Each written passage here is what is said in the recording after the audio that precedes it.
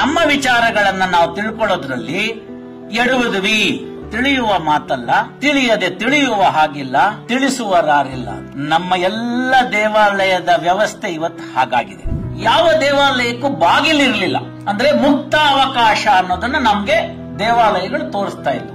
Objective test ಅಂತ, ದೇವನಿದ್ದಾನೆ ಏನದ್ರ ಮೇಲೆನೆ ಮೊದಲು ಜಿಜ್ಞಾಸೆ ಮಾಡು. ಅಲ್ಪ ಸ್ವಲ್ಪ ಗೊತ್ತಿರತಕ್ಕಂಥವ್ರು ಕೂಡ ಇದನ್ನ ಟೆಸ್ಟ್ಗೆ ಒಳಪಡಬಹುದು. ನಿನ್ನ ಮನಸ್ಸಿಗೆ ತೃಪ್ತಿ, ನನ್ನೆಲ್ಲ ಸಂಶಯಗಳಿಗೆ ನಿವಾರಣೆ ಆಯ್ತು ಅಂತ ಮನಸ್ಸಿಗೆ ಅಂದ ಮೇಲೆ ಭಗವಂತನಿದ್ದಾನೆ ಅನ್ನೋದನ್ನ ಒಪ್ಪು ಅಥವಾ ಬಿಡು ಅನ್ನೋ ಸ್ವಾತಂತ್ರ್ಯವನ್ನ ಕೊಟ್ಟಂತ ಏಕೈಕ ದೇಶ ಭಾರತ ವರ್ಷ. ಪಾಣಿಪಟ್ ಯುದ್ಧ ಯಾವಾಗ ಆಯ್ತು ಅಂತ ತಿಳ್ಕೊಳ್ಳೋದ್ರಲ್ಲೇ ನಮ್ದು ಹಿಸ್ಟ್ರಿ ಎಲ್ಲ ಮುಗಿದೋಯ್ತು. ಆ ಸಂಸ್ಕೃತವನ್ನ ಭಾರತದಿಂದ ಕಿತ್ತೊಗೆಯೋ ತನಕ ನಮಗೆ ಭಾರತವನ್ನ ಹಾಳು ಮಾಡಕ್ ಆಗಲ್ಲ ಅನ್ನೋ ಪರಮ ಸತ್ಯವನ್ನ ಕಂಡ್ಕೊಂಡು ವಾಪಸ್ ರಾಣಿ ಹತ್ರ ಹೋಗ್ತಾನೆ ಮೆಕ್ಯಾಲೆ. ಒಂದು ದೇಶವನ್ನ, ಇಷ್ಟು ಬಹಳ ದೊಡ್ಡ ದೇಶವನ್ನ ಹಿಡಿದಿಟ್ಕೊಳ್ತಕ್ಕಂತ ಒಂದು ಶಕ್ತಿ ಇದೆ ಅಂತಂದ್ರೆ ಅದು ಹಿಂದೂ ಕಾನೂನಿಗೆ ಮಾತ್ರ ಇದೆ. ಆದ್ರಿಂದ ಪ್ರಪಂಚದಲ್ಲೆಲ್ಲ ಕೂಡ ಹಿಂದೂ ಕಾನೂನೇ ಶ್ರೇಷ್ಠ ಅಂತ ಅಲ್ಲಿ ಆಕ್ಸ್ಫರ್ಡ್ ನಲ್ಲಿ ಅವನು ಕೊಡ್ತಾನೆ. ಎಲ್ಲವನ್ನ ಆ ವಿಜ್ಞಾನದ ಅಳತೆಗೋಲು, ವೈಜ್ಞಾನಿಕವಾಗಿರ್ತಕ್ಕಂಥ ಅಳತೆಗೋಲಲ್ಲಿ ನೋಡ್ಬೇಕಾ ಅನ್ನೋದೇ ಮೊದಲನೇ ಪ್ರಶ್ನೆ. ಬೇಕಾಗಿಲ್ಲ ಅನ್ನೋದು ಮೊದಲನೇ ಉತ್ತರ.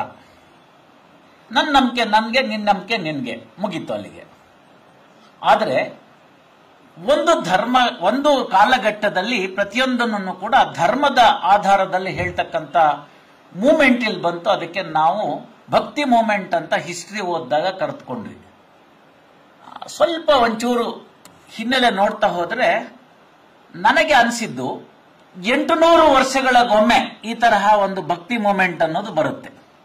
ಶಂಕರಾಚಾರ್ಯ ಇರ್ಬೋದು, ಬುದ್ಧಾವತಾರ ಆಗಿದೆ ಅನ್ನೋ ಸಮಯದಿಂದ ತೆಗೆದುಕೊಂಡ್ರೆ, ಆನಂತರ ಸಂದರ್ಭದಲ್ಲಿ ಬಂದಂತ ಆಚಾರ್ಯ ತ್ರಯರಾಗಿರ್ಬೋದು, ಅದಕ್ಕೂ ಪೂರ್ವದಲ್ಲಿ 800 ತೆಗೆದುಕೊಳ್ತಕ್ಕಂಥದ್ದು, ಆ ನಂತರ ತೆಗೆದುಕೊಂಡಂತ 800ರಲ್ಲಿ ಬಸವಣ್ಣವ್ರು ಬಂದಂತ ಕ್ರಾಂತಿ ಇತ್ಯಾದಿ ಇತ್ಯಾದಿಗಳೆಲ್ಲ ನೋಡ್ತಾ ಹೋಯ್ತು ಅಂತಂದ್ರೆ ಆ ಒಂದು ಕಾಲಚಕ್ರ ಸುಮಾರು 800 ವರ್ಷಗಳಲ್ಲಿ ನಮಗೆ ಇದನ್ನ ನಮಗ್ ತೋರಿಸ್ತಾ ಬರ್ತಾ ಇದೆ.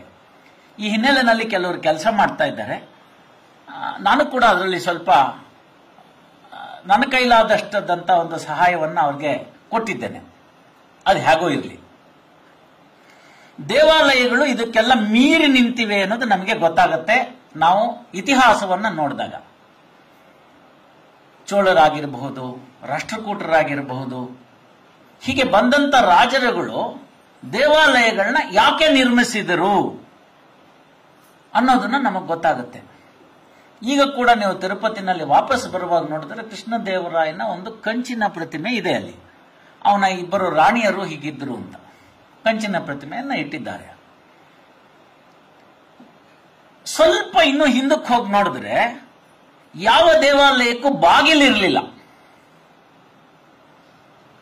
ಇನ್ವೇಷನ್ ಆಗೋ ಹೊತ್ತಿಗೆ ನಾವು ಬಾಗಿಲನ್ನ ನಾವು ಹಾಕೊಂಡ್ವಿ. ತಾವು ನೋಡಿದ್ರೆ ಗೊತ್ತಾಗುತ್ತೆ, ಅಲ್ಲಿ ಬಾಗಿಲಿಗೆ ಅವಕಾಶಗಳು ಇರಲಿಲ್ಲ. ಏನನ್ನ ಸೂಚಿಸಬಹುದು? ದೇವಾಲಯಗಳಿಗೆ ಬಾಗಿಲಿಲ್ಲ ಅಂದ್ರೆ ಏನನ್ನ ಸೂಚಿಸಬಹುದು? ಈ ಪ್ರಶ್ನೆ ನನಗೆ ನಾನೇ ಹಾಕೊಂಡೆ. ವೈಜ್ಞಾನಿಕ ಹಿನ್ನೆಲೆ ಅಂತ ಇದೆಯಲ್ಲ, ಆ ದೃಷ್ಟಿಯಿಂದ ಬಾಗಿಲು ಹಾಕೊಂಡ್ಬಿಟ್ರೆ ಅದನ್ನ ದೇವಾಲಯ ಅಂತ ಯಾಕೆ ಕರಿಬೇಕು ಅಂತ ಇದು ನನಗೆ ಕಾಡಿದ ಪ್ರಶ್ನೆ. ಅಂದ್ರೆ ಮುಕ್ತ ಅವಕಾಶ ಅನ್ನೋದನ್ನ ನಮ್ಗೆ ದೇವಾಲಯಗಳು ತೋರಿಸ್ತಾ ಇದ್ವು. ಮತ್ತೆ ನೀವು ನೋಡ್ತಾ ಬಂದ್ರೆ ಮಹಾದ್ವಾರ, ನಂತರ ಮಂಟಪಗಳು, ಆ ಮಂಟಪಗಳನ್ನ ದಾಟಿ ನಾವು ಹೋಗುವಾಗ ಗರ್ಭಗುಡಿಗೆ ಬರ್ತಾ ಹೋಗ್ತಾ ಇದ್ದಂಗೆ ಆ ವಿಶಾಲವಾಗಿರ್ತಕ್ಕಂಥ ಮಹಾದ್ವಾರ ಸಣ್ಣದಾಗಿ ಆಗ್ತಾ ಬರೆದು ಒಂದು ಗರ್ಭಗುಡಿ ನಿಲ್ತ್ಕೊಳ್ಳುತ್ತೆ. ಗರ್ಭಗುಡಿಗೆ ಒಂದೇ ಬಾಗಿಲಿರುತ್ತೆ. ಹೋಗುವಾಗ ಬಲಗಡೆ ಸೈಡ್ ನಲ್ಲಿ ತೆಗಿರ್ತಕ್ಕಂಥದ್ದು ನೀವೆಲ್ಲ ನೋಡಿರ್ತೀರಿ. ಯಾರಿಗೆ ಇದರ ಬಗ್ಗೆ ಗೊತ್ತಿಲ್ಲದೆ ಇದ್ರು ಕೂಡ ವೈಕುಂಠ ಏಕಾದಶಿ ದಿನ ಅಂತೂ ಗೊತ್ತೇ ಇರುತ್ತೆ ನಾವು ಬಲಗಡೆಯಿಂದ ಹೋಗೋದು ಅಂತ. ಇದನ್ನ ನೀವು ನೋಡಿದಾಗ ವೈಜ್ಞಾನಿಕ ಹಿನ್ನೆಲೆಯಲ್ಲಿ ಎನರ್ಜಿ ಫೋಕಸಿಂಗ್ ಅಂತ ಕಾಣುತ್ತೆ. ಇದನ್ನ ನಾನು ನನ್ನ ಕೆಲವು ಸ್ನೇಹಿತರ ವಿಜ್ಞಾನದಲ್ಲಿ ಚೆನ್ನಾಗಿ ಪರಿಣಿತರಿರೋರ ಹತ್ರನೂ ಕೂಡ ಚರ್ಚೆ ಮಾಡಿ ತಿಳಿದುಕೊಂಡೆ. ಈ ಪುಸ್ತಕದಕ್ಕೆ ಸಂಬಂಧಪಟ್ಟಾಗೆ ಎನರ್ಜಿ ಫ್ಲೋ ಅಂತ ಅವ್ರಂದ್ರು, ನೀನೇನೋ ಹೇಳ್ತೀಯಪ್ಪ, but how to establish it ಅಂತ. ಆನಂದೇ ಒಂದು ಪುಸ್ತಕ ಇದೆ, ಅದನ್ನು ಕಳಿಸ್ಕೊಡ್ತೀನಿ, ಯೋಚನೆ ಮಾಡಿ ನೋಡು, ಆಮೇಲೆ ಏನಾದ್ರು ಅದಕ್ಕೆ ಸಿಕ್ಬಹುದಂತ. ನನ್ನ ಸ್ನೇಹಿತ, ನನ್ನ ಕ್ಲಾಸ್ಮೇಟು, ಸ್ವಲ್ಪ ಅನುಕೂಲಕರವಾಗಿರ್ತಕ್ಕಂಥವ್ರು, ವಿಜ್ಞಾನದಲ್ಲಿ ಸ್ವಲ್ಪ ಶ್ರೇಷ್ಠತೆಯನ್ನು ಸಾಧಿಸಿರ್ತಕ್ಕಂಥವ್ರು, ಅದಕ್ಕೆ ಹೇಳಿಟ್ಟಿದ್ದೀನಿ. ಮುಂದೆ ಯಾವ್ದಾದ್ರು ಪ್ರಸಂಗ ಬಂದಾಗ ಅದರಲ್ಲಿ ಸಿಗ್ತಕ್ಕಂತ ಫಲಿತಾಂಶವನ್ನ ತಮ್ಮೊಂದಿಗೆ ಹಂಚಿಕೊಳ್ಳಕ್ಕೆ ಉತ್ಸುಕನಾಗಿದ್ದೇನೆ, ಹಾಗೆ ಲೇಖಕರ ಜೊತೆಗೂ ಕೂಡ. ಹೇಗೂ ಇರಲಿ, ಮೊದಲನೇದೇನ್ ಕಂಡ್ವಿ ನಾವು, ಬಾಗಿಲಿಲ್ಲ ಅಂತ ಅನ್ನೋದನ್ನ ನೋಡಿದ್ವಿ ನಾವು. ಮಹಾದ್ವಾರ ದೊಡ್ಡದಾಗಿರುತ್ತೆ, ಗರ್ಭಗುಡಿಗೆ ಬರ್ತಾ ಬರ್ತಾ ಬರ್ತಾ ಅದು ಚಿಕ್ಕದಾಗುತ್ತೆ ಅಂತ. ಅದರ ಅರ್ಥ ಏನಾಗುತ್ತೆ ಅಂತಂದ್ರೆ ಎನರ್ಜಿ, ವೈಡ್ ಎನರ್ಜಿ ಇದ್ದು ಫೋಕಸ್ ಆಗ್ತಾ ಬಂದು ಸ್ಯಾಂಕ್ಟಮ್ ಸ್ಯಾಂಕ್ಟೋರಿಯಂ ನಲ್ಲಿ ನಿಲ್ಲುತ್ತೆ ಅನ್ನೋದು ನಮಗೆ ಗೊತ್ತಾಗುತ್ತೆ. ಇದನ್ನ ನಾವು ವೈಜ್ಞಾನಿಕವಾಗಿ ಎಲ್ಲಿ ಕಂಡ್ಕೊಂಡ್ವಿ ಅಂದ್ರೆ ಗವಿಪುರಂ ಗುಟ್ಟಳ್ಳಿ ಹೇಳಿದ್ರು, ಮೊದಲನೇ ಲೇಖನವೇ ಅದರ ಮೇಲಿದೆ. ಅಂದ್ರೆ ಫೋಕಸಿಂಗ್ ಅಂತ. ಅದರಲ್ಲಿ 2 ಚಿತ್ರವನ್ನ ಕೊಟ್ಟಿದ್ದಾರೆ, ಹರೀಶ್ ಅವರು ಅದನ್ನು ಹೇಳಿದ್ರು. ಆದ್ರೆ ಎಲ್ಲವನ್ನು ಕೂಡ ಹೇಳಕ್ಕಾಗಲ್ಲ, ಪರದೆ ಮೇಲೆ ನೋಡಿ ಆನಂದಿಸಿ ಅಂತ ಪುಸ್ತಕ ತೆಗೆದು ಓದ್ಬೇಕು ಅಂತ. ಈ ಒಂದು ಏನು ಮಂಟಪ ಇವತ್ತು ನಮ್ಗೆ ಕಾಣಕ್ ಸಿಕ್ಕತ್ತೆ, ಆ ಮಂಟಪ ಒಂದು ಕಾಲಘಟ್ಟದಲ್ಲಿ ಇರಲಿಲ್ಲ ಅಂತ ಪ್ರತಿಪಾದನೆ ಆಗಿ ಅದಕ್ಕೆ ಬೇಕಾಗಿರ್ತಕ್ಕಂಥ ಆಗಿನ ಲೇಖಕರು ತೆಗೆದಿರ್ತಕ್ಕಂಥ ಒಂದು ಚಿತ್ರವನ್ನ ತೋರಿಸಿ ಮುಂದೆ ಆ ಮಂಟಪವನ್ನ ಕಟ್ಟಿದಾಗ ಈ ಬೆಳಕಿನ ಕಿರಣಗಳು ಪುನಃ ಆ ಈಶ್ವರನ ಲಿಂಗದ ಮೇಲೆ ಬೀಳ್ತಕ್ಕಂಥದನ್ನ ಉಳಿಸ್ಕೊಳ್ಳೋದಕ್ಕೋಸ್ಕರ ಒಂದು ಕಂಡಿಯನ್ನು ಕೂಡ ಮಾಡಿದ್ದಾರೆ. ಆ ಕಂಡಿಯನ್ನ ಮಾಡಿರೋದನ್ನ ಲೇಖಕರು ಕೂಡ ಬಹಳ ವಿಶೇಷವಾಗಿ ಅದನ್ನ ಪ್ರಶಂಸಿಸಿದ್ದಾರೆ. ಇಷ್ಟೇ ಕಂಡಿ ಬಿಡಬೇಕು ಅನ್ನೋದು ಎಷ್ಟು ಯಾರಿಗೆ ಗೊತ್ತಾಗಿತ್ತು ಅನ್ನೋದು ನನಗೆ ಸ್ವಲ್ಪ ಒಂದು ಸಣ್ಣ ಅನುಮಾನ ಬಂತು. ಮುಂದಿನ ಸತಿ ಹೋದಾಗ ಅದನ್ನ ನಾನು ಖಂಡಿತವಾಗಿ ಆ ಕಂಡಿನ ಇನ್ನೊಂದ್ಸತಿ ನೋಡಿ ಇಷ್ಟೇ ಯಾಕೆ ಅಂತಂದ್ರೆ ಅಷ್ಟೊತ್ತಿಗಾಗ್ಲೇ ಅವರಿಗೆ ಇಷ್ಟೇ ಬರೋದು ಅನ್ನೋದು ಗೊತ್ತಾಗಿರೋ ಕಲ್ಪನೆ ಇತ್ತು ಅನ್ನೋದು ಒಂದು ಗೊತ್ತಾಗುತ್ತೆ. ಹೀಗೆ ಹಲವು ವಿಚಾರಗಳು ಬರುತ್ತೆ. ಮೊದಲನೇ ಭಾಗವನ್ನು ಅವರು ತಿಳಿಸಿದ್ದಾರೆ, ಸೂರ್ಯನ ಸುತ್ತ ತಿರುಗುತ್ತೆ ಅಂತ. ಇಲ್ಲಿ ನನಗೆ ವಿಜ್ಞಾನದ ವಿಶೇಷತೆ ಕಂಡು. ದೇವಾಲಯಗಳನ್ನ ಹೇಳ್ಬಿಟ್ಟೆ. ದೇವಾಲಯಗಳಲ್ಲಿ ಭಗವಂತ ನಮ್ಮನ್ನೆಲ್ಲ ಸರ್ವಶಕ್ತ, ನಮ್ಮನ್ನ ಕಾಪಾಡತಕ್ಕಂಥವನು, ಒಂದು ಧೀಶಕ್ತಿ, ಈ ಪ್ರಪಂಚವನ್ನೆಲ್ಲ ಉಳಿಸ್ಕೊಂಡು ಹೋಗ್ತಕ್ಕಂಥದ್ದು ಅಂತ ನಾಸ್ತಿಕರು ಕೂಡ ಒಂದು ವಿಚಾರವನ್ನ ಒಪ್ಕೋತಾರೆ. ಮೊನ್ನೆ ಬಿಗ್ ಬ್ಯಾಂಗ್ ಥಿಯರಿನಲ್ಲಿ ಮಾಡಕ್ ಪ್ರಯತ್ನ ಪಟ್ಟು ಫೇಲ್ ಆದ್ಮೇಲೆ ಅದನ್ನ ವೇದ ಕಾಲದಿಂದ ನೋಡಿದಾಗ ಅಣೋರಣೀಯನ ಮಹತೋ ಮಹೀಯನ ಅಂತ ಹೇಳ್ತಕ್ಕಂಥದ್ದನ್ನ ನಾವು ಕೇಳಿದೀವಿ. ಅದನ್ನ ಪುರಂದರದಾಸರು ಸ್ವಚ್ಛವಾಗಿ ಹೇಳ್ಕೊಟ್ಬಿಟ್ರು. ಅದರ ಮೇಲೆ ಹಿಂದೆ ಒಂದ್ ಕಡೆ ಚರ್ಚೆ ಆಗುವಾಗ ಯಾವುದೋ ಒಂದು ದೇವಸ್ಥಾನಕ್ಕೆ ಹೋಗಿದ್ದೆ ನಾನು, ಮಿರ್ಜಾನ್ ಹತ್ರ ದೀವಗಿ ಅಂತ ಹೇಳಿ ಒಂದು ದೇವಸ್ಥಾನ, ಅಲ್ಲೊಂದು ಆಂಜನೇಯನ ದೇವಸ್ಥಾನ ಇದೆ. ಅಲ್ಲಿಗೆ ಹೋದಾಗ ಹೀಗೆ ಒಬ್ರು ನನಗೆ ವಿಜ್ಞಾನದ ಒಬ್ರು ಸ್ನೇಹಿತರು ಸಿಕ್ಕಿದ್ರು. ನಾವು ಅವ್ರಿಗೂ ಹಳೆ ಪರಿಚಯ ಏನಿಲ್ಲ, ಅವರು ಅಲ್ಲೇ ಬಂದಿದ್ರು, ನಾನು ಅಲ್ಲೇ ಇದ್ದೆ. ದರ್ಶನ ಎಲ್ಲ ಆಯ್ತು. ನಂತರ ಪ್ರಸಾದಕ್ಕೆ ಕೂತಿದ್ವಿ. ಎಲೆ ಅದು ಹಾಕಿ ಪ್ರಸಾದ ಬಡಿಸ್ಬೇಕಲ್ಲ, ಆ ಸಂದರ್ಭದಲ್ಲಿ ನೀವೇನ್ ಮಾಡ್ತೀರಿ ಅಂತ ಆಯ್ತು. ಅಣೋರಣೀಯನ ಮಹತೋ ಮಹೀಯನ ಅಂತಿದೆಯಲ್ಲ, ಅದರ ಬಗ್ಗೆ ತಮ್ಗೇನಾದ್ರು ಸ್ವಲ್ಪ ವಿಚಾರ ಗೊತ್ತಾಗುತ್ತೆ. ಅವ್ರು ವಿಜ್ಞಾನದವರು.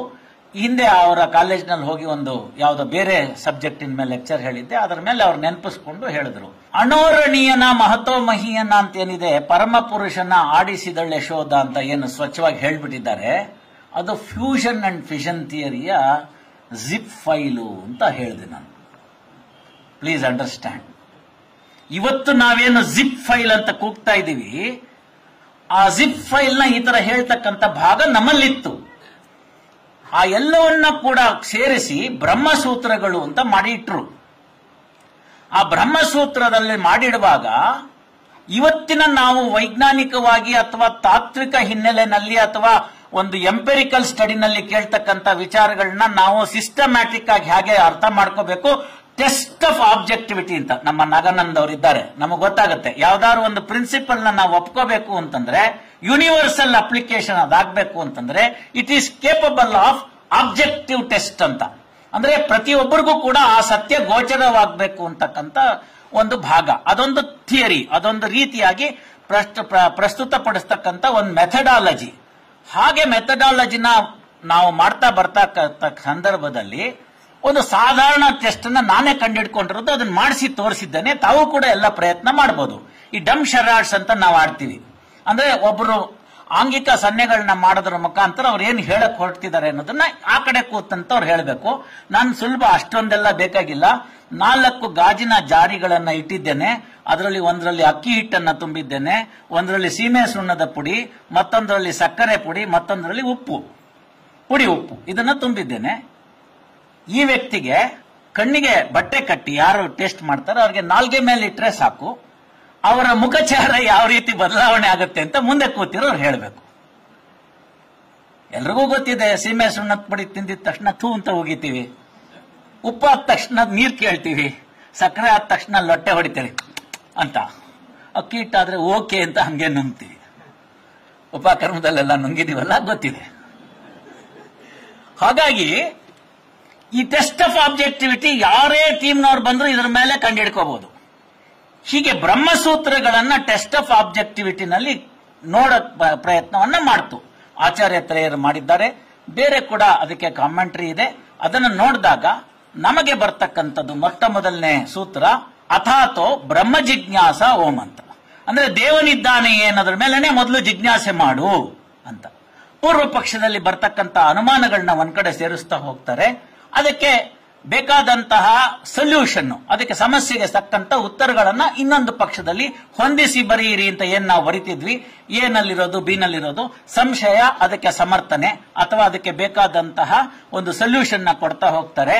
ಪ್ರಾಜ್ಞರೆಲ್ಲರೂ ಕೂಡ, ಅಲ್ಪ ಸ್ವಲ್ಪ ಗೊತ್ತಿರತಕ್ಕಂಥವ್ರು ಕೂಡ ಇದನ್ನ ಟೆಸ್ಟ್ಗೆ ಒಳಪಡಬಹುದು. ಈ ಟೆಸ್ಟ್ ಅನ್ನ ಒಳಪಟ್ಟಾದ್ಮೇಲೆ ನಿನ್ನ ಮನಸ್ಸಿಗೆ ತೃಪ್ತಿ, ನನ್ನೆಲ್ಲ ಸಂಶಯಗಳಿಗೆ ನಿವಾರಣೆ ಆಯ್ತು ಅಂತ ಮನಸ್ಸಿಗೆ ಅಂದ ಮೇಲೆ ಭಗವಂತನಿದ್ದಾನೆ ಅನ್ನೋದನ್ನ ಒಪ್ಪು ಅಥವಾ ಬಿಡು ಅನ್ನೋ ಸ್ವಾತಂತ್ರ್ಯವನ್ನ ಕೊಟ್ಟಂತ ಏಕೈಕ ದೇಶ ಭಾರತ ವರ್ಷ. ಬೇರೆ ಯಾವ ದೇಶದಲ್ಲಿ ಕೂಡ ನಿರಾಕರಣೆ ಮಾಡ್ತಕ್ಕಂಥದಕ್ಕೆ ಅವಕಾಶವಿಲ್ಲ. ಅಂದ್ರೆ atheist has no existence in the other parts of the world and other religions. This is the one great advantage we have in all our temples. ಕಾಲಘಟ್ಟದಲ್ಲಿ ಅದು ಕೆಲವು ಅರ್ಥಗಳನ್ನ ಕಳ್ಕೊತಾ ಬಂತು. ದೇವಾಲಯ ಹೇಗಿರಬೇಕು ಅನ್ನೋದರ ವಿಚಾರಣೆಗಳು ಬಂತು. ಶಿಲ್ಪಶಾಸ್ತ್ರದ ಬಗ್ಗೆ ಅರಿವಿರ್ತಕ್ಕಂಥದನ್ನ ನೋಡಿದ್ರು. ತಮಗೆಲ್ಲ ಒಂದು ಮಾಹಿತಿ ಹೇಳ್ತೀನಿ. ಸೆಕೆಂಡ್ ವರ್ಲ್ಡ್ ವಾರ್ ಸಮಯದಲ್ಲಿ ಇಂಗ್ಲೆಂಡ್ನಿಂದ ಒಬ್ಬ ಅಧಿಕಾರಿ ಬೆಂಗಳೂರಿನ ಜಾಲಹಳ್ಳಿಗೆ ಬರ್ತಾರೆ. ಆತನ ಹೆಸರು ಜಾನ್ ಡಂಕನ್ ಡೆರೆಟ್ ಅಂತ. ಬಹಳಷ್ಟು ಜನಕ್ಕೆ ಈ ಹೆಸರು ಗೊತ್ತಿಲ್ಲ, ನನಗೂ ಗೊತ್ತಿರಲಿಲ್ಲ ಬಹಳಷ್ಟು ವರ್ಷ. ಆ ಡೆರೆಟ್ ಅಂತಕ್ಕಂಥ ನಮ್ಮ ಜಾಲಹಳ್ಳಿಯಲ್ಲಿ ಇರ್ತಾರೆ. ಆತನಿಗೆ ಮೊದಲನೇದಾಗಿ ಆಸ್ತಮಾ ತೊಂದರೆ ಇರುತ್ತೆ. ಆ ನಂತರ ಅವರ ತಂದೆ ಕೂಡ ಸೇನೆಯಲ್ಲಿ ಇರ್ತಾರೆ. ಏರ್ ಫೋರ್ಸ್ ಅಧಿಕಾರಿ ಆದ್ರಿಂದ ಈತನ್ನ ಸೇಫ್ ಜಾಗ ಅಂತ ಇಲ್ಲಿ ಕಳಿಸಿರ್ತಾರೆ, ಡೆಪ್ಯೂಟ್ ಮಾಡಿಸಿರ್ತಾರೆ. ಅವರಲ್ಲಿ ಆ ಜಾಲಹಳ್ಳಿನಲ್ಲಿರ್ತಕ್ಕಂಥ ಅವರ ವಾಸಸ್ಥಾನದಲ್ಲಿರುವಾಗ ಒಬ್ಬ ಮಾಲಿ ತೋಟದ ಕೆಲಸ ಮಾಡ್ತಕ್ಕಂಥವನು ಇವರ ಮುಖವನ್ನ ನೋಡಿ, ನೀವು ಮುಂದೆ ಬಹಳ ದೊಡ್ಡ ತತ್ವಶಾಸ್ತ್ರಜ್ಞರಾಗ್ತೀರಿ ಅಂತ ಹೇಳ್ತಾನೆ.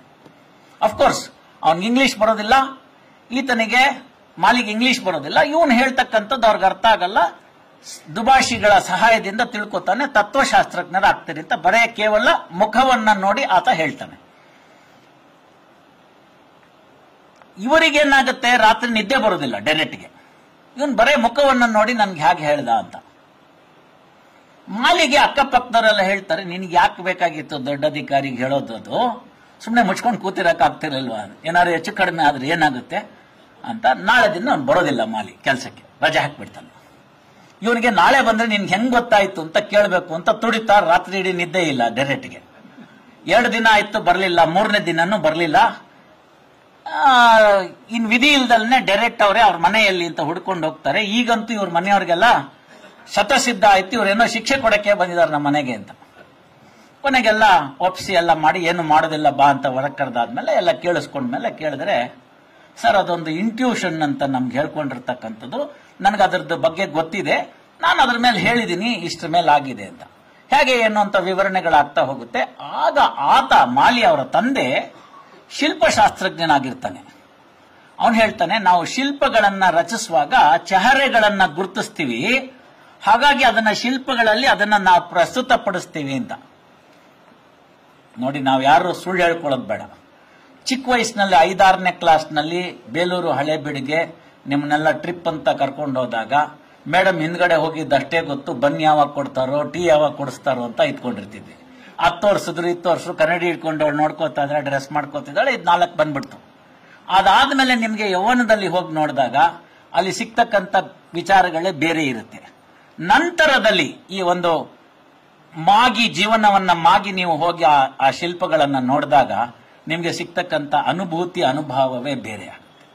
ಇದು ಯಾಕೆ ಅಂತ ಹೇಳಿದ್ರೆ ರಿಸೀವ್ ಮಾಡ್ಕೊಳ್ಳಕ್ಕೆ ನಾವಿರ್ಲಿಲ್ಲ. ಸ್ವಲ್ಪ ನನ್ನ ವಯಸ್ಸಿನವರು, ನನಗಿಂತ ಸ್ವಲ್ಪ ಹಿರಿಯರು ಜ್ಞಾಪಿಸ್ಕೊಳ್ಳಿ, ಹಿಂದಿ ಹಾಡುಗಳನ್ನ ನಮ್ಮಲ್ಲಿ ಹಾಕ್ತಿರ್ಲಿಲ್ಲ.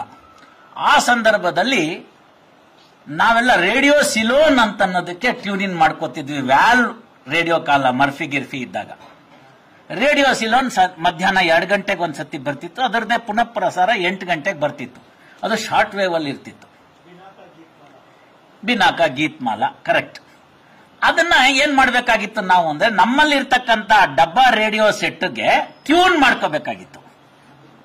ಆ ಟ್ಯೂನ್ ಮಾಡ್ಕೊಳ್ಳುವಾಗ ಶಾರ್ಟ್ ವೇವ್ ಇಲ್ಲದೆ ಇದ್ರೆ ಬಹಳ ಕಷ್ಟ ಆಗೋದು. ಮತ್ತೆ ನಾವು ರೇಡಿಯೋ ಇಟ್ಟಂತ ಸ್ಥಳವನ್ನೇ ಸ್ವಲ್ಪ ಬದಲಾಯಿಸಬೇಕಾಗ್ತಿತ್ತು. ಇದೆಲ್ಲ ನಮ್ಗೆ ಗೊತ್ತಿರ್ತಕ್ಕಂಥದ್ದು.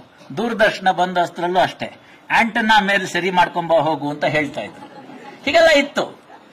ಆ ಕಾಲದಲ್ಲಿ ಇದ್ದಂತ ಸಂದರ್ಭದಲ್ಲಿ ತರಂಗಾಂತರಗಳು ಗಾಳಿಯಲ್ಲಿ ಇದ್ದವು. ನಮ್ಮ ಸೆಟ್ಟು ಅದನ್ನ ರಿಸೀವ್ ಮಾಡೋ ಅಷ್ಟು ಶಕ್ತಿ ಇತ್ತ ಅಂತ ನೋಡ್ಬೇಕಾಗಿತ್ತು.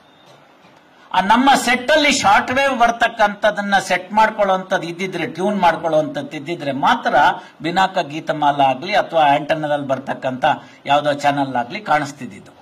ನಮ್ಮ ಸೆಟ್ ಅಲ್ಲಿ ಅದನ್ನ ರಿಸೀವ್ ಮಾಡ್ಕೊಳ್ಳೋ ಶಕ್ತಿ ಇಲ್ಲ ಅಂತಂದ್ರೆ ತರಂಗಗಳೇ ಇರ್ಲಿಲ್ಲ ಅಂತ ಅರ್ಥವಾ? ಯೋಚನೆ ಮಾಡಬೇಕಾದಂತ ವಿಚಾರ ಅಲ್ವಾ? ಹಾಗೆ ಜ್ಞಾನವು ಕೂಡ, ವೈಜ್ಞಾನಿಕವಾಗಿರ್ತಕ್ಕಂಥ ವಿಚಾರಗಳು ಕೂಡ ಅಲ್ಲಿ ಇವೆ. ಅದು ಈ ಒಂದು ಬೃಹತ್ ಆಕಾಶದಲ್ಲಿ ತುಂಬಿ ಹೋಗಿದೆ. ನಮ್ಮ ಸೆಟ್ಗಳ ಟ್ಯೂನ್ ಆಯ್ತಾ ಅನ್ನೋದನ್ನ ನೋಡ್ಬೇಕು. ಆ ಹಿನ್ನೆಲೆ ಇಟ್ಕೊಂಡ್ರೆ ಈ ಬಾಲಿಶವಾದ ಪ್ರಶ್ನೆಗಳು ಉದ್ಭವ ಆಗೋದಿಲ್ಲ.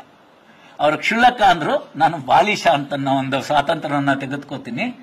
ನನಗೆ ಸಿಗ್ಲಿಲ್ಲ, ನನಗೆ ಕಾಣಲಿಲ್ಲ ಅನ್ನೋದಕ್ಕೆ ಮಾತ್ರ ಅದು ಸತ್ಯದ ಆಚೆ ಇದೆ ಅಂತ ಅಲ್ಲ, ಅಥವಾ ಅದೆಲ್ಲ ಬೋಗಸ್ ಅಥವಾ ಪುಂಗಿ ಊದ್ತಾನೆ ಅನ್ನೋತಕ್ಕಂಥ ಮಾತು ಅಲ್ಲ. ನಿನಗೆ ಸಿಕ್ಲಿಲ್ಲ ಅಂತಂದ್ರೆ ನಿನಗೆ ಸಿಕ್ಲಿಲ್ಲ ಅಷ್ಟೇ. ಉದಾಹರಣೆಗೆ ನಾವೆಲ್ಲ ಇಲ್ಲಿರ್ತಕ್ಕಂಥವ್ರು ನೋಡಿದೀವಿ, ಬಿಲಿಯರ್ಡ್ಸ್ ಆಟ ಆಡ್ತಾರೆ. ನಿಮ್ಗೆ ಎಷ್ಟು ಜನಕ್ಕೆ ಗೊತ್ತದು ರೂಲ್ಸ್?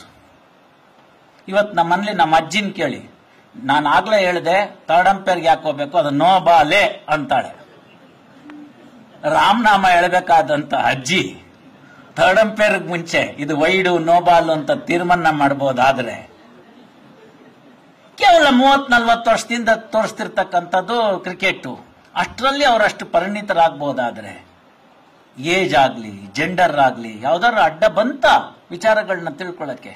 ಹಾಗೆ ನಮ್ಮ ವಿಚಾರಗಳನ್ನ ನಾವು ತಿಳ್ಕೊಳ್ಳೋದ್ರಲ್ಲಿ ಎಡುವುದ್ವಿ. ನನ್ನನ್ನ ಕ್ಷಮಿಸಬೇಕು. ನನ್ನ ಹಿರಿಯ ತಲೆಗಳು ಯಾರಿದ್ದೀರೋ ಅವರೆಲ್ಲರೂ ಆ ಜನಾಂಗಕ್ಕೆ ಸೇರಿದಂಥವ್ರು, ಮತ್ತೆ ನನ್ನ ಜನಾಂಗದವರು ನಾವು ಎಡವಿದೀವಿ, ಅದನ್ನು ಒಪ್ಕೊಳ್ಳೋಣ. ಯಾಕೆ ಎಡವಿದ್ವಿ? ಮೊದಲನೇದಾಗಿ ನಮ್ಮ ಒಂದು ಸುಂದರವಾದ ಕೀರ್ತನೆ ಇದೆ, ತಿಳಿಯುವ ಮಾತಲ್ಲ, ತಿಳಿಯದೆ ತಿಳಿಯುವ ಹಾಗಿಲ್ಲ, ತಿಳಿಸುವರಾರಿಲ್ಲ ಅಂತ.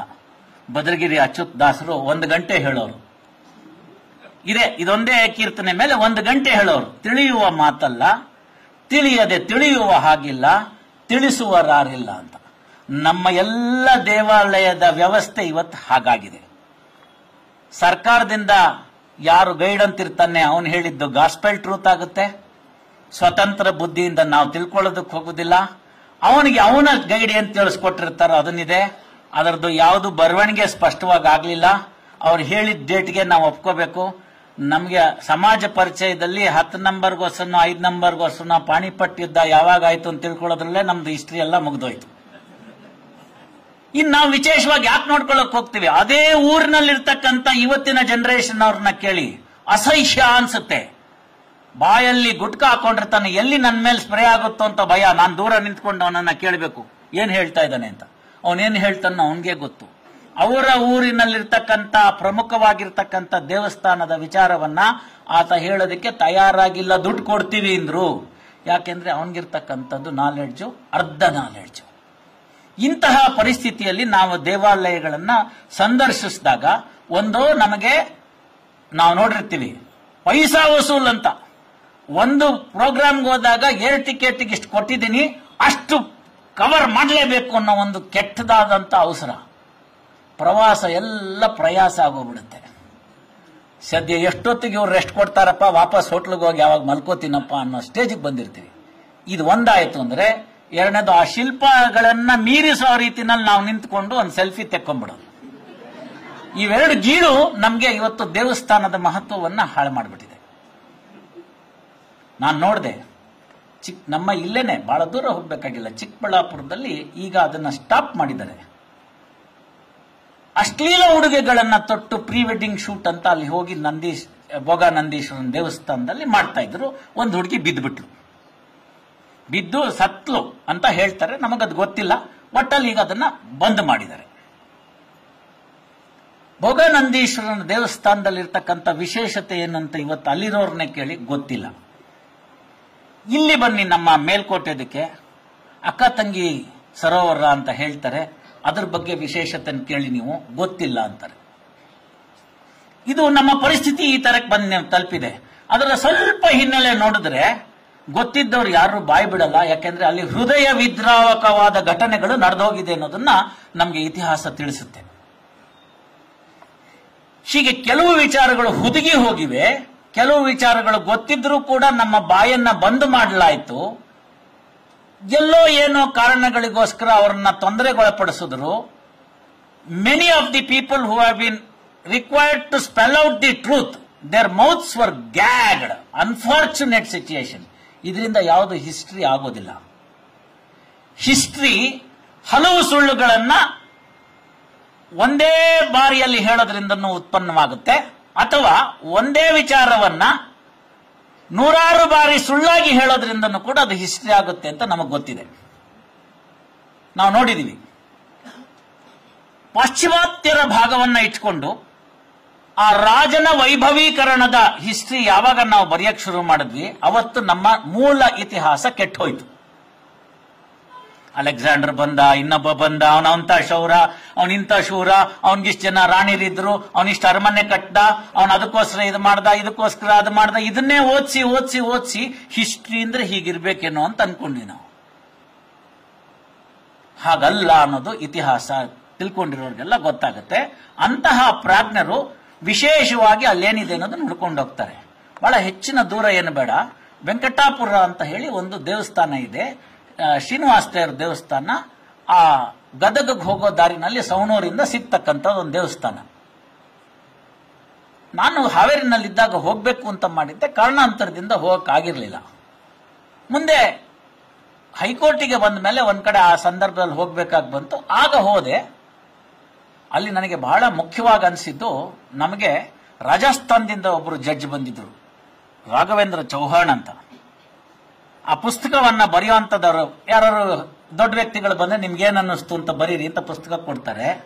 4 ವರ್ಷಗಳ ಹಿಂದೆ ನಾನು ಹೋಗಿದ್ದ 4 ವರ್ಷಗಳ ಹಿಂದೆ ರಾಘವೇಂದ್ರ ಚೌಹಾಣ್ ಆದ್ಮೇಲೆ ಇನ್ನೊಬ್ರು ಆ ತರ ವ್ಯಕ್ತಿಗಳ ಪುಸ್ತಕಕ್ಕೆ ಬರೀಬೇಕು ಅಂತ ಹೋದವನು ನಾನೇ.